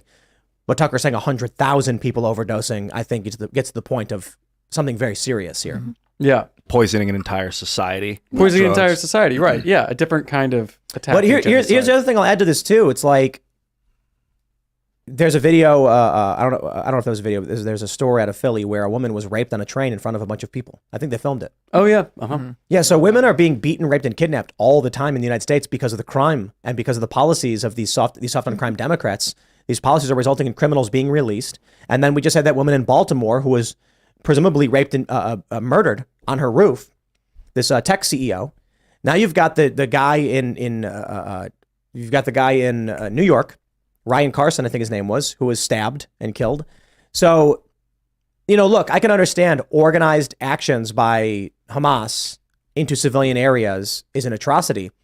But I think Tucker's making a relevant point. He maybe could have articulated a little bit better if he wanted to. But he mentioned 100,000 deaths. That's what you would call derailing. What Tucker did. He derailed the conversation into another direction that he wanted to. That's called the segue. He took them into a tangent. Yes, a tangential segue. So we lost. It's his show. But does Ben not watch Tucker Carlson? It would become so out of character if Tucker Carlson came on and started like, we need to go to war, and this is the worst thing that's ever happened in the history of mankind. If it were about another country, This is the other thing. This is Tucker Carlson doing a segue. Where in a conversation, personally, you'll say, yes, I do understand that you like the color blue. Something else that's blue is the sky. Yes. Have you noticed it in the sky? I particularly... we do it all the time on this show. I do it particularly. I do free association where if you're talking about a color, I might mention something else that's the same color. And you're like, that's not what we're talking about. We're talking about this that's thing. Derailing. Segues are different. You're from derailing me right now. Anyway, No. we're joking. Segues are when we usually- will talk for 15 or 20 minutes, and then we'll be talking about fake news, and I'll say, speaking of fake news, we have this article. We segue on by saying, Yeah, Tucker it's as Carlson if they caught the end of his segment on the attack, and then the beginning of his segment on the drug overdoses. and he's trying to shift the conversation from Israel into American issues by saying, these things are really, really bad. We have some things that we're really concerned about here in the United States too. Normal segue. Because he has a derail. presidential candidate on. Right. And he spent the last 20 minutes talking about I Israel. look, man, I like Ben, and I respect his anger, frustration, He's probably really and scared. He probably has a lot of friends fear. over there. I mean, absolutely. His family and Wasn't friends. he It's there terrifying. when it was happening? He was there? I don't remember. I could have misread a tweet online. Oh, I don't know. But I'm saying Jeremy Boeing put up this thing being like, Ben is safe. He's just observing the holiday, so he's Okay. not on social Well, media. good. I'm like, I could be totally off on this. Nobody told me. I completely respect Ben's emotional state. He's highly agitated. I don't mean that to be mean. I mean he's clearly, this is affecting his family, probably his friends. Definitely. I'm sure that he may know people who are victimized, injured, maybe even killed. But I just want to say, on top of all that, cooler heads prevail, and now's the time to be like criticizing Tucker Carlson for doing a segue, and maybe, if Ben had approached it more calmly, being like, Tucker, you could do a better job, please. I think it would have landed better. But again, I can understand why Ben's upset. I'm not trying to be a dick. Yeah, apparently he left just before it happened, just so you know. Yeah. Wow. Just before. And he wasn't on the internet either because they No, were don't observing think so. Sabbath. So Yep, exactly. Do you think it would be a good time to bring like Israeli scholars and or I guess to say Jewish scholars and Muslim scholars together for a conference? They do that all the time. Is it good to do right now, or is it? We Why wait? had Max talking about it, and it's just like it's never enough. Yeah. It's just Maybe if we do it, we could publicize Also, it to another. It's like a new The crowd. thing is, culture though, war like- episode. We get an imam and a rabbi and a priest. We could. That would be epic. it'd be That'd be really super cool. interesting. The thing is, though, like those are good, and it's good when people who are expert in their field, they're studying their religion, whatever. It's good for them to talk about things, but you have to remember the people on the ground are making decisions to participate in either side of this or not. And so someone having sort of like an elite group of scholars having a conversation doesn't mean that it's going to affect the hearts and minds of the people that are actually living in the realities of both of these I'll be countries honest. right now. I'm most concerned about the kids that are 9. They're going to be 22 in 11, 12, 13 years and remember this. Like the kids in 2009 whose sisters were blown up. They're all in their early 20s and they're ready to fight. I'm talking about like the Palestinians that were there during the Israeli attack in 2009 or whatever you want to call it. So in those situations, war, maybe man. if we have conversations early now and these 11, 12-year-olds that have lost their family members have something to listen to, then maybe that'll help them think properly over the next couple decades. Well, that's like the best I can do is just talking on a microphone other than going to Gaza, which I want to do too. Yeah, I think that it's not wrong to want to have conversation. I just mean that it's easy for us who don't live in the middle of these countries to say, well, if we just talk about it more, then maybe we'll be able to reach an agreement. And I don't live with the cultural and religious complicated feelings that come with both of these places. I live in America and I'm Christian. So some of the things that go on are things that would be very difficult for me to understand. I don't know that we are in a position to offer a solution because, like all conflict and war in history, it's so deeply complicated and it's not just like one thing happened and suddenly they're fighting. This is a very layered, complicated, contentious relationship that has hit a very serious breaking point and resulted in very serious violence. Yeah. It's like it's been 1,000 years. It's not like it's just going to go away tomorrow. That's one thing that we can say for sure. It's not going to just end because some people discuss some things and someone viewed them as being there. Because even within Islam, they have different opinions as to who leads like the spiritual successor of Muhammad on earth. So it's not going to be that easy. I know what you're saying and I get it. It's noble, but outside of a culture war episode, I don't know. I want to do a new show maybe every Tuesday. The religious show you're talking 1 to about. 2 to 3 hours where we fly in religious experts. It could be anybody, but if you guys support that in the audience, give me a 5 in the chat because I've been thinking about it a lot, and I don't think wasting time makes any sense anymore. But I mean, the entire region only functions with strong men in power. Look what happened when they took out Gaddafi. I mean, there are such things as cultures that really only understand force and power. Yeah, it's true. I mean, Russia's a culture that only understands force and power. And I think they that's- want a strong man. I think that's They really hard respect for it. us to understand. If you say like, yeah, it's hard for us to understand, 'cause we're like, well, let's just talk about it. Yep. And we can have have some local kinda- cops. Yeah. We've got this local protective bubble that we Yeah. all live in. So it Right. doesn't really matter if your president's an idiot sometimes. Right. Yeah, exactly. But it's not true. It does matter on the geopolitical stage. It just doesn't really course. matter as much domestically. Yeah. Whereas in Russia, if you're president, or in Chile, I don't know if do the Russians have local cops or is it federales all across the federation? I don't remember exactly. I remember that. I'm pretty sure it's Federation cops. Yeah, I think so. you might. Yeah. I So if wanna the ask president, you- It's Federation cops. I want to ask you a question about Tucker really quickly. Were you, did you see a shift in his style? Because you observed him pretty closely from when he left Fox and now that he's doing his own thing. Well, he's still an employee of Fox News, so he's under constraints about what he's able to do. But just the He was able to style go of his there. interviews. Did you, Style of his interviews? I think he's. I mean, it's a different show now because it's long form. I guess it's more similar to that Tucker Carlson Today Show. I think that he's probably. I think probably the lack of structure is probably affecting him a little bit. I think positively maybe, or negatively? I think he's just probably getting used to it because he's Yeah. worked at like a jobby job for Yeah. 100 years in cable news. And I think that the kind of freedom and lack of structure is maybe.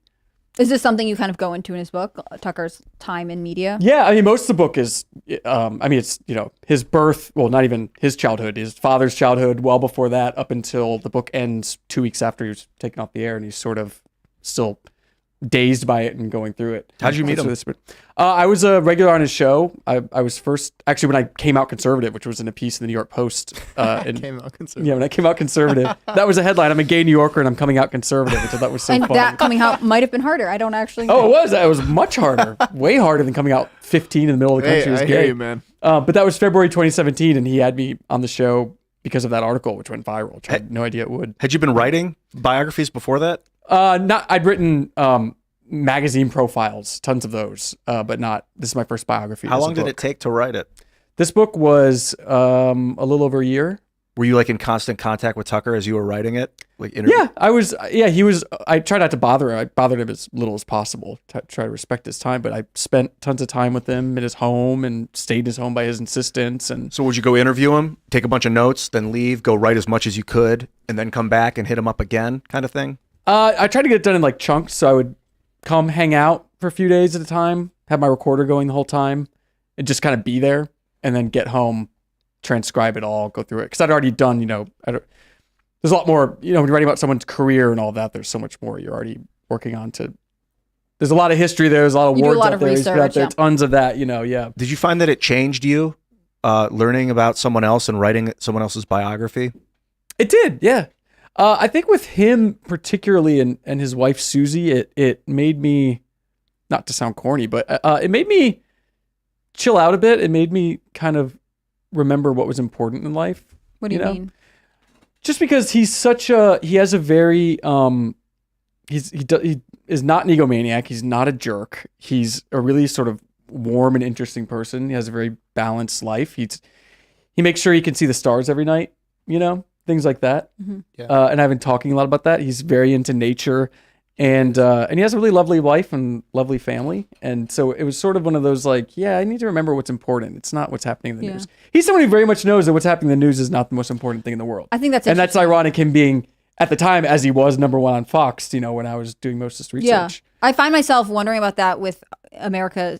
I mean, all of Western Europe, the world, but definitely America's workaholic culture. Yeah. You see people, especially women, delay having children or getting married because they think, oh, my career needs to come first. I need to get to a certain level. And we know ultimately, you can always be more successful. You can always be working for something more. Whereas I've quoted this a couple times. It was The Guardian, I think, published this story interviewing men who hadn't had children. And they just kept saying, oh, I thought it would happen. So you have these two forces saying, I didn't put my eye on this thing that ultimately makes life sort of have a meaning that you can't just get from dollars and cents or promotions at work. Yeah, that was something I discovered, is that he's so much more interested in the bigger questions of morality, family, faith, beauty than he is in politics per se. Yeah. Which are far more interesting conversations. And they're the reason we're supposed to have politics in the first place, to uphold our morality. And I think a part of his success was he's the only person that could speak on those things in mainstream media. Number one, because he actually believed them and he wrote all those monologues himself. But, he could do a segment about architecture. Like Sean Hannity can't do a segment about architecture. He doesn't care about architecture, And also, as you brought up, starting families, how young women get screwed by feminism and all these other lies that they've been told. And young men as well, which people don't talk about a lot, which he certainly does. Yeah.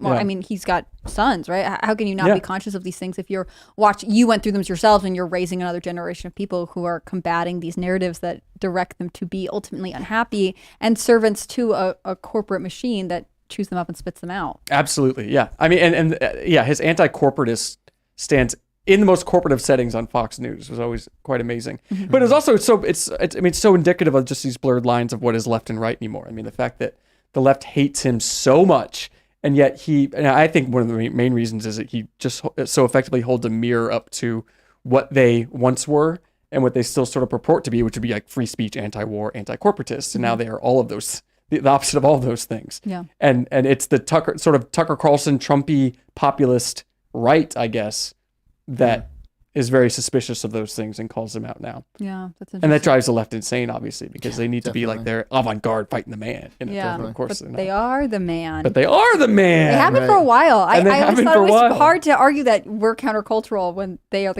the culture, right? Yeah. I mean, I And they laugh still now. don't see it. No, they have don't. no Or idea. they do see it and they can't admit it because it's too painful. Right. Or They would the just like shatter. right. They- right. I always bring up how the word bootlicker just disappeared. As soon as they came into power, bootlicker, there was a term, disappeared. I saw Yeah. all my friends stop saying it because it doesn't fit the narrative for them. You can't say that anymore. But as soon as I guarantee if Trump or another let's say like Republican takes office or independent, if RFK takes office, that word will come back. Mark my Absolutely. words. So Yeah. we it was in the article. I just had there was a drop down. It was blocked. But Washington Post does say a White House spokesperson clarified U.S. officials and the president have not seen pictures or confirmed reports independently. The president based his comments about the alleged atrocities on the claims of Netanyahu's spokesman and media reports from Israel. So who do you trust, the Washington Post or the president? Well, the president never said he saw them, so the Washington Post is just clarifying that So he's saying someone else told him. spokespeople who are once again trying to backtrack something the president said. No. right? Is that what we're We saying? didn't hear anything from the spokespeople. We saw Oh, a statement from the Washington Post. The Washington Post saying The Washington that, Post oh, is claiming yes, okay, got that it. someone said this. Yes. Someone told them exclusively that this is, but they can't name anyone. And it says a White House spokesperson later clarified that U.S. officials and the president had not seen. Clarified to whom, when, how. And whose side is the Post on? Are they in the like the long This video? is the game. I think they're on their own side. If Joe yeah. Biden says, I never thought I would see it, you're right. He didn't say he saw it. If the Washington Post says a spokesperson clarified, they don't say where, who, to them, to someone else. Yeah. The Washington Post could be referencing a tweet they saw from a White House spokesperson who claims to have sent a message to someone about something similar. We have no idea. It sounds like is someone in the Israeli intelligence or somebody contacted the Biden administration and told them that they had pictures and they were confirmed, and then Biden, as a bootlick, let's say Biden the lapdog, has just repeated it. He didn't even say like I was told Netanyahu's spokesman said it. out loud. Yes. So then Biden Netanyahu's spokesman and media reports from Israel. So Biden's what Biden- echoing. Right. He's oh my god. Welcome need to the like fog of war. It's crazy. And Yeah. and Biden is contributing to it because either way, this is him not being clear in a statement. And we can go with he's got an agenda. We can go with he has Alzheimer's. It's not a strong look for a president, and it's definitely But the going interesting to thing hurt that- him in the that polls. Tim mentioned this earlier, but didn't elaborate. But it was the Iraqi thing in the 90s. I mean, that's what made us sort of think of this. And what was the full Naira. story was that, The Nayira testimony? Yeah. yeah. No, was it Nayira? Naira. Yeah. Yeah. Bro, Yeah, claimed that Saddam's forces had pulling babies out of incubators and left him to die. Right. And it then turned it out was to be, fake. and it was used to Justify the first Gulf War. yeah, and it was totally fake. I yeah. support Israel, Judaism, all of this, but sending them in to commit genocide against the Palestinians will make them the world's most hated country on earth. Not by me, but people need to understand. I know it's like the breaking point has come. It feels like that, but I want to preserve the people.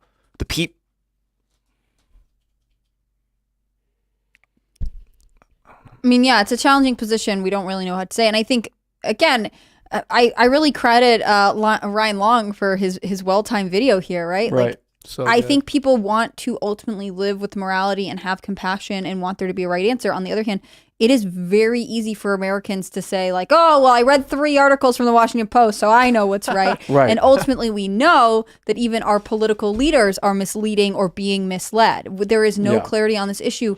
You can't rush to take a statement. You should condemn violence. You should, pray for people who are suffering, but you can't ultimately say, I know exactly how to fix this, because we don't. And what's wrong with saying I'm emotional right now and I don't have to have an answer or I've got a solution potentially. What do you guys think about offering Palestine to become the 51st U.S. state? No, I don't. Why? Why would we do that? Because I got an idea, and equally as plausible as Ian's idea: a pizza party for everyone in Gaza and in Israel to come together and celebrate, and then we'll have the I like Rolling that. Stones play. So I'll tell you why. Because it would give us.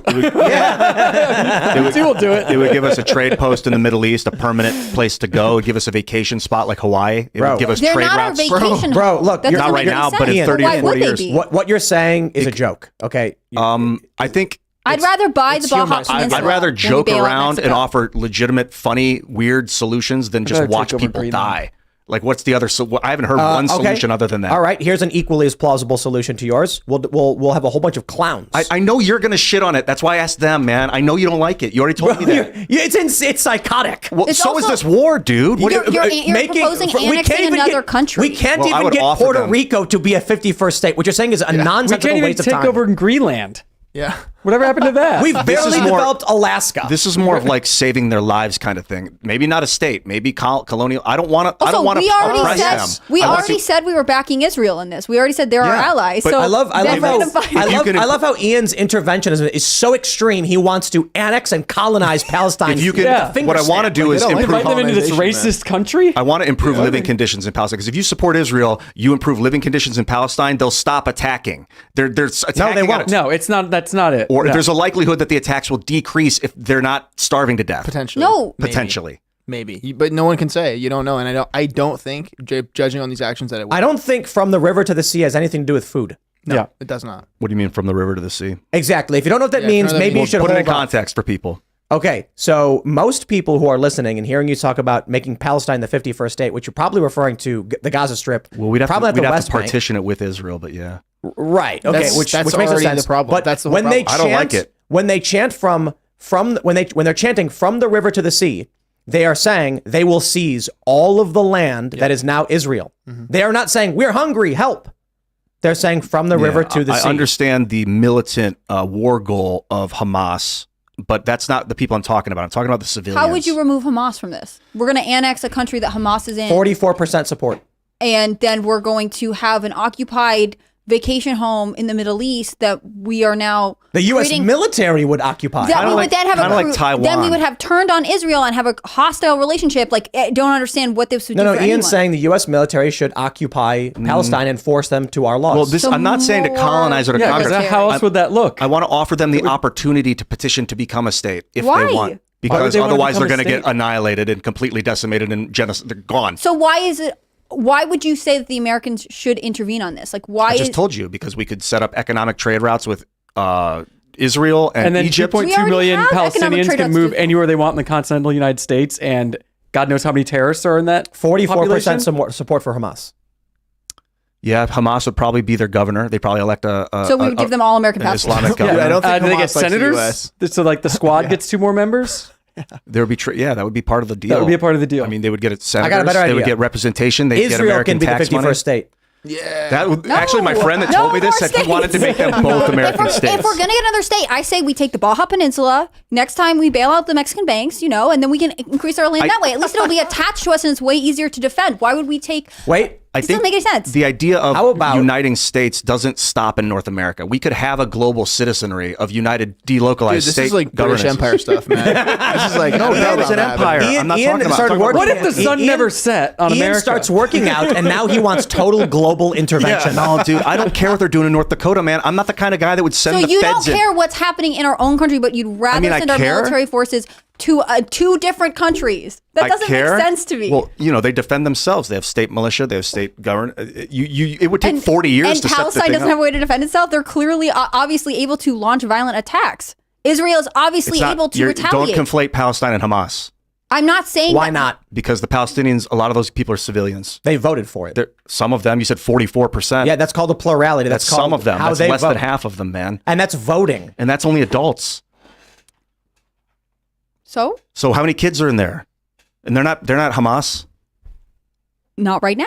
How many? But there's 100,000, still- 800,000? The thing is, they're still willing to put like a missile system underneath, or like on top of a school. I know, they're like held Or hostage. a children's hospital and stuff like that. I know they're being held hostage, but like, even under Geneva's rules, like if you're using a school or a hospital or whatever, and you're using a missile site there, that's now a military site. It's no longer a hospital or a school. That's why I'm proposing radical solutions, because I understand this military doctrine dictates that you wipe them out. I understand. Yeah. Okay, well, it's a nonsensical solution. I know. It's It seems like it, it's but politically, sometimes physically, militaristically, economically impossible not to do. impossible, but it would be ridiculously hard. But I mean, Understatement. It is for all intents and purposes impossible. you need they would acquiescence. It wouldn't be a forced Okay, thing. so first you'd have to go to full scale war with Iran, because the moment you bring any kind of U.S. presence towards Palestine for the purpose of offering annexation, Iran's going to declare full scale war. Lebanon and Hezbollah are already threatening to bomb the carrier strike group that's there. Right. Like, it's just nonsense. Come on. We'll go to Super Chats. We're going to go to Super Chats and hear what y'all have to say. So smash the like button, subscribe to this channel, share the show with your friends, and head over to timcast.com. Click join us. Become a member, because we're going to have an uncensored members only show coming up for you in about 25 minutes. You don't want to miss it. And as a member, you can submit questions and ask us these questions on the uncensored show. Christopher Lambert super chatted, "One day I will be first." It's today, my friend. You've won. Congratulations. I love this race. I think that's so You funny. win. Sweet. Good You job, win. dude. Good job. Noah Sanders says, "I know you read my chat last night, but the uncensored episode from last Thursday still isn't working on the website. Thanks for all the work you do."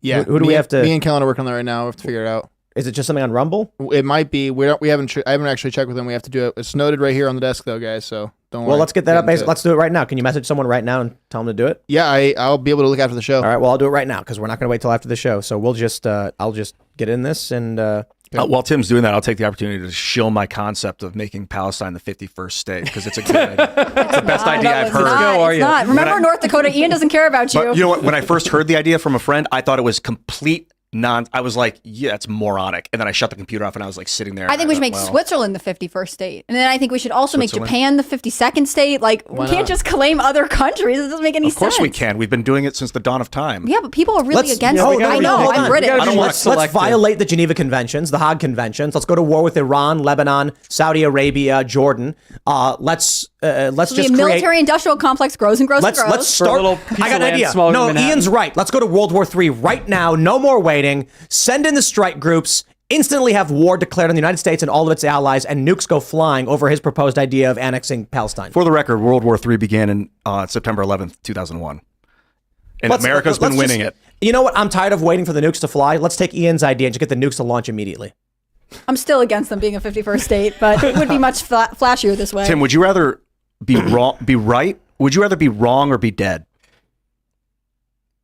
What? If you had to pick one, what does that mean? Just in general. But what does that mean? Would you rather Would you have to find out that Nikki everything you Haley? thought was right was wrong, or would you rather be dead? I'm wrong all the time. Honest question. Wrong all the time. That's why we bring out a bunch of different people from different backgrounds and different political opinions. That's why when I used to say things like, I think there was reasonable gun control, I no longer say these things. That's why we had a legitimate conversation numerous times about abolishing the police, and why I've gone on to say that Michael Mouse is correct, that police absolutely would kill children. We saw this in Maui. He was right about that. This is like kind of the premise of the show, is that we're learning and experiencing and trying to understand the world. But the reality of annexing Palestine, which would fundamentally makes no sense, because are you talking about Gaza and the West Bank together? We'd have to partition it with. So you're talking about, first, we have to militaristically force a two-state solution, which would then result in war with Iran and Lebanon. Maybe. Probably Saudi Arabia. If we forced it, yeah. Right. So we can't do that. So then that's it. Full stop. Right now, before you can offer up your proposal, you need a two-state solution in Israel. Yeah. Okay, then we'll come back to us when that happens. All right, let's read some more. Raymond G. Stanley Jr. says, Tim, shout out to BLM. Woke college students and far leftists, thank you for revealing to the world what we've always known about you, that you trash human beings. May you continue to show your yes. I'm a lot of Democrats are coming out, not right, being like, there's that guy David Weissman. I respect what he tweeted. He says the right was right about Black Lives Matter. Mm-hmm. Well, yeah. Thank you for recognizing that. That's good. Step in the right direction. Ryan Hunter says, I've been handed a life sentence on X for advocating for the use of lethal force in justifiable self-defense. Y'all won't be seeing me there anymore, and my blue check money will be going to the Cast Brew Coffee now. Keep rocking. You know what we're going to do? We're going to make Cast Brew social media We'll make on the Casper app. You can post your thoughts. I'm kidding. I thought you were going to say we're going to make a blue checkmark roast, but Blue check mark roast. it just tastes like blueberries or whatever. Raymond G. Stanley Jr. says results are in of the Timcast IRL audience poll. Should Palestine be the 51st state? The winner with 42% is no. The second place at 38% is WTF are you on about? Kalishnikov says, so much for breaking out of an open-air prison. I don't want U.S. to further any involvement, however. I fully support Israel's scorched earthing Gaza. I don't. You see, that's a problem. Yeah. So when Lindsey Graham goes on TV and says, we're in a religious war, level the place, they're playing that message right now for everyone in Gaza, saying, see, this is what they're going to do to you. You have to join us. You have to do these things. That's how you perpetuate war. If Lindsey Graham had gone on TV and said, this is a terrible travesty, what Hamas did was an atrocity. They must be held accountable, and we will do everything we can to protect those who are innocent civilians. That would have played substantially better. Yeah. Instead, he's just making it all worse. Because these people want war, and they want war with Iran. You ever look at a map and you see Iraq and Afghanistan, and what's right in the middle? It's almost like we were surrounding their country. Wonderful. Cam says, in the Bible, talks about nations will surround Israel in the end times. Crazy that it might happen soon. Love your content, guys. Keep it the fight. That's why someone super chatted us about the red heifer. Yeah. So I looked it up and I was reading about it. Like, there have been people trying to breed red heifers and import them. Oh, yeah, wow. Just to like accelerate, basically. Do you get into the religious part of it all? Like, are you religious yourself? Do you find the story of the apocalypse and? Well, I'm certainly interested in it. Yeah, for sure. So what are you saying with the red heifer? Oh, trying to breed. Well, so I'm not going to pretend to know anything about this other than I read one article. Serge might know. And you need like 10 red heifers. A pure red heifer with not a single blemish must be sacrificed to purify the third temple, and they haven't seen one in thousands of years. Uh-huh. And so what happens is they keep breeding red heifers. Yeah. And then it'll be born and they'll go, this one's it. And then it'll grow up and then there'll be like a few hairs that are the wrong color. And like, nope, not pure. Right. It has to be inspected by numerous scholars and rabbis to confirm not a single blemish, a perfect red heifer. Uh-huh. And it's been thousands of years since they've seen one. Yeah. If they genetically engineered one, they're trying. Would that It's count? not, they've been trying. It's not working. Yeah. That's crazy. Like there's always, there's going to be a few hairs that are the wrong color. It's like, blemish. Yeah. Yep. Some blemish somewhere, a little spot somewhere. Wow. Nothing you can do about it. Yeah, but this person is referring to is like the Battle of Armageddon and Megiddo and the Megiddo Valley and stuff like that. If anyone wants to look into it, definitely do your due diligence because it's crazy. Yeah, all right. Super chats. Eric Miller says, Tim, how about making a tribute blend for Cast Brew where all the proceeds go to a cause the Discord is supporting once a month and we get coffee? Yes, perhaps. It's not super easy to set up a blend. And I got to be completely honest, they don't make that much money. That's just a reality. Like we want to do specific blends for various personalities. Like we're talking about Alex Stein Primetime Grind 2X Caffeine and Seamus Coughlin's Irish coffee or whatever. But like the amount of money that would be made off it is just it's not even worth. It's almost not even worth promoting individually. Like that's the problem. It's like, we're gonna do it anyway, but I think, based on what it costs us to make, what we make from it, and what the individual, the amount of money we make off each bag, it can't compare to a normal ad read. So asking someone like Alex Stein, hey, do an ad read for this coffee and you'll get the profits or whatever, he would make more if he did a normal ad pitch through any other company because we just don't make that much money off the coffee. So buy more coffee. I suppose, though, if we sold all of it at once, it would be worth it. But based on like the amount that we sell per bag, it's not that much. If we launched like 5,000 bags and sold them all in 1 week, that would definitely be worth it for, Alex or Seamus.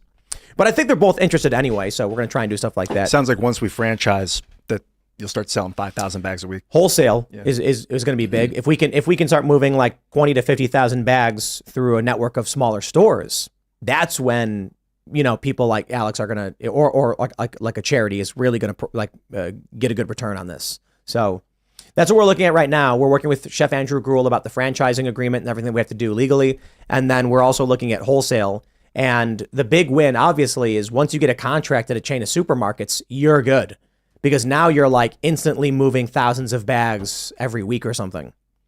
You know, a lot of people, they go to the grocery store, there's like, coffee. There, they'll grab whatever. There are some that I like and some that I don't when I go to the grocery store, but for the most part, we only drink cask brew now. Yeah, I got to be honest, like, we formulated these blends. Most of them, some, like, there's a Colombian, it's Colombian.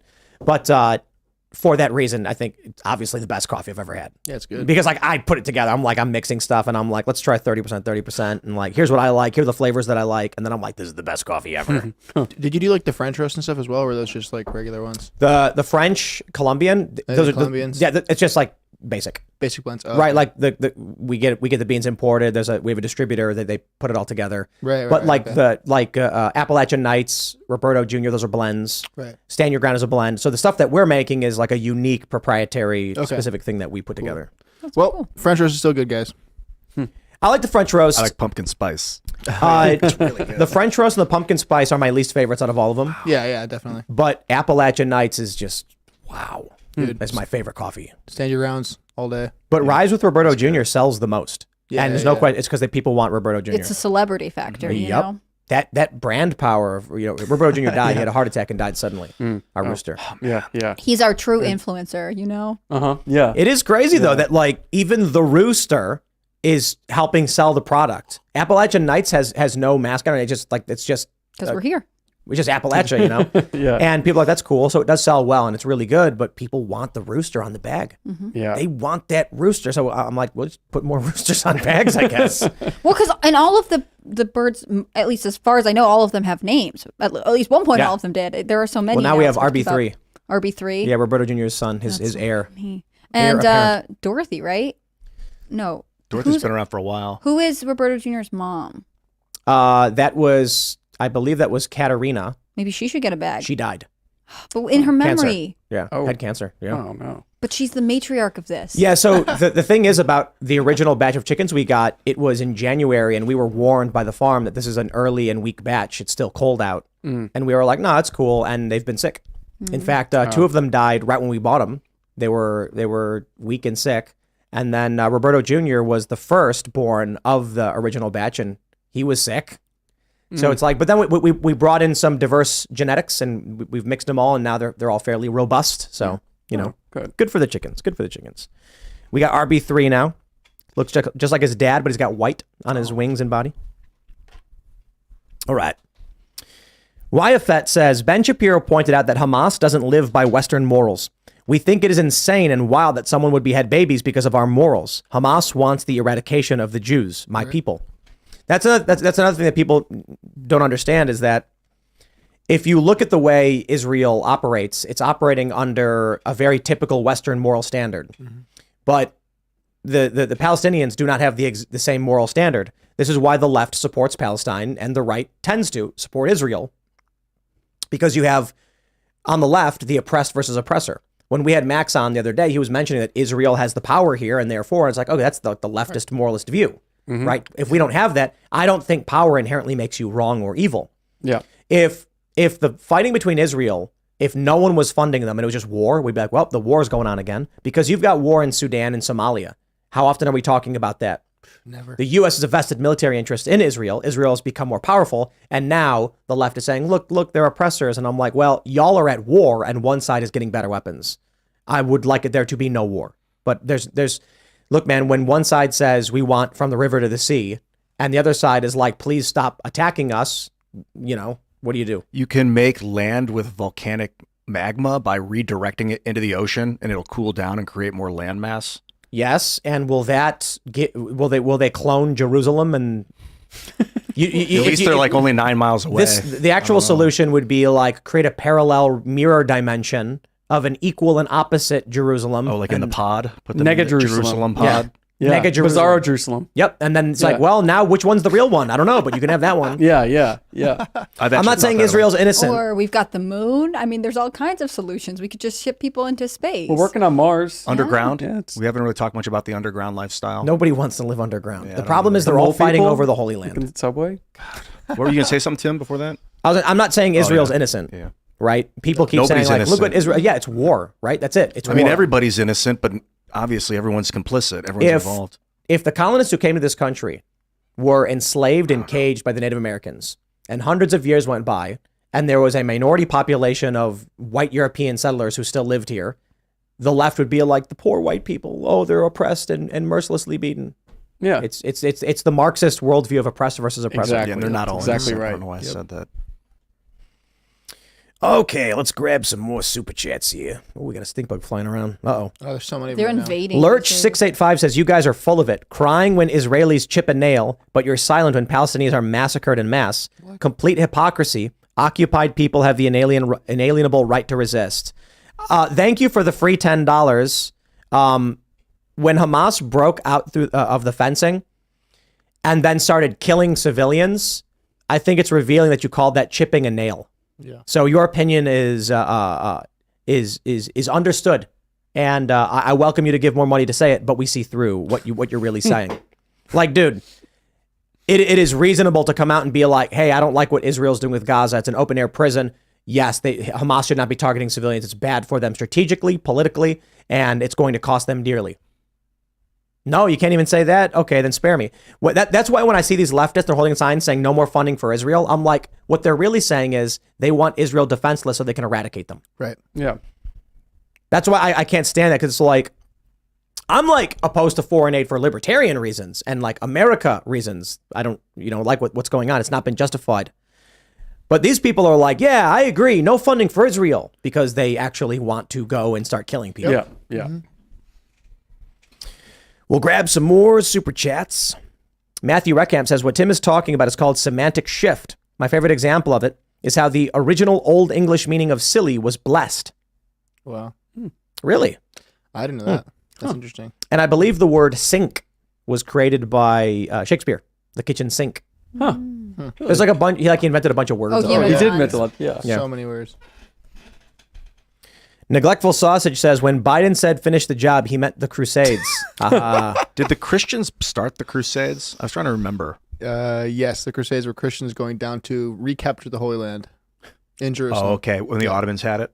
That probably. I don't know if the Ottoman Empire was exactly the thing, but they're just taking from whoever had it at the time. Yeah, there's been a lot of them. It's been like, I think three or four crusades. There were more. There are jihads. There would be a crusade, then a jihad, take it back, then a crusade to take it back, then a jihad to take it back, and that's why this is not going to be sorted out too easily. It's going to take a while.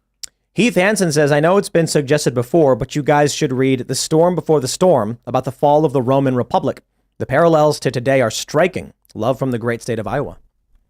I mean, honest question, why can't the Palestinian people, if they are in an open-air prison, go to, say, Jordan or Saudi Arabia Or Egypt.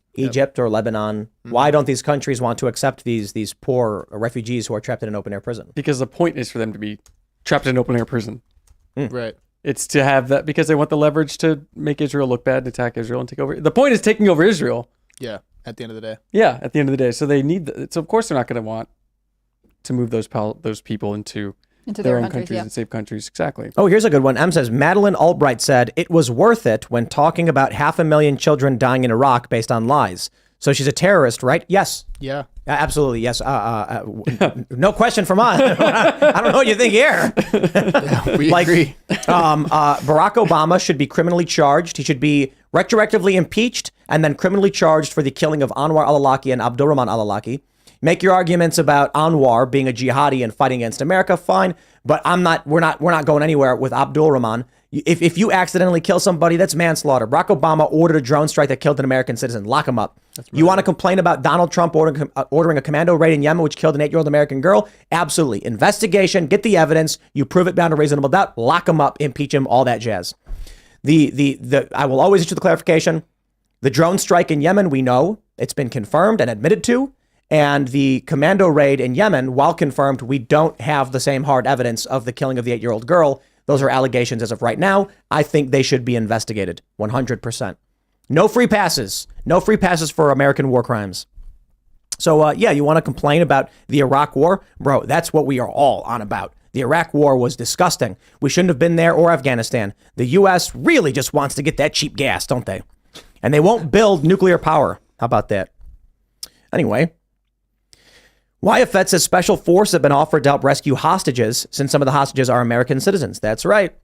And what they're saying is right now it's logistics and finance. They're saying no actual boots on the ground, but I fear that it could get to that degree because It's what they do. It's what they do when people get kidnapped. Winston Alexander says, shouldn't pro-Palestine American protesters also care about the Americans killed or taken hostage? Also, shouldn't we evacuate Palestinian Americans from Gaza? War is hell, and we are funding both sides. War is hell, and we are funding both sides. That's a good point. Yeah. Yep. Especially if it's true that weapons from Ukraine and Afghanistan are leaking into Gaza. You know where we are getting that money from is the central bank. So really, it's the central bank that's funding it, and they're making money on it because they're getting interest back on their loans. Lurch says, I effing told you guys. Lurch is also the person who said that the terror attack on civilians and the murder of civilians was chipping a nail. Yeah. Same dude. Oh, well, hold on. Lurch, if you think that a bunch of dudes storming into a music festival in a bunch of small towns and massacring people is chipping a nail, then you clearly have no issue with what Israel does in Gaza because, Got him. That's stubbing a toe. Right. Yeah. Yeah. Why do you care? Yeah. Oh, Palestine stubbed their toe. Oh, Yeah. no. Like, come on, man. I can't stand the people who are like we recognize it's war and war is bad. We want there to be no war, but you're not winning any favors from people who were born after the start of it by celebrating the killing of civilians. Sorry. That's what I was saying to Max the other day. I'm like, okay, Hamas they feel their only strategy and only tactic is military and the kidnapping of civilians. Then they've lost internationally and they are resigned to their prison. Because the way I see it is, if there's somebody locked in jail and they're screaming, I'm innocent, let me go, I shouldn't be here. And then you're like, man, I don't know. Maybe you are. That's horrifying if you are. And then he breaks out one day, runs full speed towards some random 20-year-old woman and mercilessly beats her to death. I'll be like, y'all should probably be in prison. Yeah, but then if the prison guards start exterminating all the prisoners, then you're like, whoa, who's the bad guy now? Well, it's more like what did the if prisoners do? They were like causing ruckuses and like, which Planting- one of them are evil? We don't know, but Right, we're going so to let let's- this one out. And he turned out to be one of the bad ones. And then so they you're just kill saying them all. that a bunch of prisoners are making weapons and shivs and guns, like chaos in the then prison. and then they break out and start killing people. So the prison guards start shooting at them. I'm like, Like what happened is some of the prisoners break out, they kill a bunch of people, so the prison guards kill those, or they maybe not. Then they turn their eyes on all the prisoners that are still behind bars. What do they do to them? Because those are people in Gaza right now. But what if No, there was they're like not. this Those are the whole civilians. landmass You're that was implying like, hey, that- prisoners, come over here if you don't want to be in prison you're anymore. implying that I don't know if Israel. there's a solution, You're but that's just implying how that I'm looking at Israel looked at Gaza and says, "Let's just kill people." No, well, That's what you said. It's like The analogy collateral. of It's the like they're in prison the way, kind of. is that Israel is targeting the military and weapons depots, the Hamas depots where they're storing weapons and their base of operations. That's the argument. And you can argue that Israel takes a wide respect to what that means, and there's a lot of collateral damage. But the implication would be that after a bunch of dudes put a bunch of weapons together in the hospital as a staging ground, then broke out and started killing people, the guards started opening fire on the hospital area, and there were workers and stuff in there who got hit as well, and they were innocent. This is called war, and it's called collateral damage, and it's why war is BS, and it's why we hate war. Because collateral damage always happens. I don't know what to say, man. My point is, if they were really like, hey, we're in an open air prison, and they broke out, maybe they would run from the prison. Right. Maybe they would run to the area where they were safe and outside of the prison. So the argument about them being in a prison, I think, is nonsense. Because a prison is something you break out of and escape from. Mm-hmm. No, the argument is the land that Israelis live on 75 years ago was theirs and they want it back. Okay, well, now you're at war. That's not about being in prison. That's about you wanting to go to war. That's why when they break out, they go to war. So the left lies about everything. They're in an open air prison trying to escape. They're marching peacefully. I'm like, bro, if they were trying to escape from prison, they'd run. Max They'd get out and Blumenthal leave. last night was saying that they would. I'd never heard this before. But The that March they of would Return. They would put their weapons away and walk barehanded to the gates and be shot and killed on their way. They get shot in the legs, get shot, and they're like, well, if we can't petition with our hands like open, then what? That was hard to hear. And I suppose the issue is that's the Palestinian argument. The Israeli argument is probably they actually did have weapons. They were hiding them. Not every one of them did. But a leftist tactic that we see in the United States, they will call for a public peaceful protest. What they're really trying to do is build body mass numbers so that the people with weapons can go and hide in the crowd. Exactly. Yeah. So when they were like, we were marching peacefully, Israel's probably like, dude, like 1 in 10 had a gun and they were planning on sneaking through the crowd and shooting at people. It's their only weapon is international public opinion to be like, no, look what they're doing to us. Look, they killed all the children that we threw at them to kill. Yep, They exactly. were used as shields. That's their only weapon. I mean, obviously the weapon's not they murder Wow. people in terrorist attack, but their most powerful weapon is international opinion and bleeding heart Western liberal governments. Joseph Metzler says Jordan took in 500,000 of them and they caused many problems. Jordan killed 30,000 in one summer and forced them all back to Israel. Wow, I did not know that. Well, I don't know. So fact check. Confirmed. Wasn't there also Yeah. what's the Fact number check of how But many it's- Palestinians had Israeli work visas? 30,000, I think. Don't know. Something like that. Every day they go back and forth. They get to work in Israel. They go back. Yeah, I don't know. I mean, it wasn't. Well, there are people of like they're Arab Israelis who live Yeah, in of course. Israel Christian Israelis. yeah, they're and Christian, right? certainly mosques and churches in Israel. Yeah. There's like 400.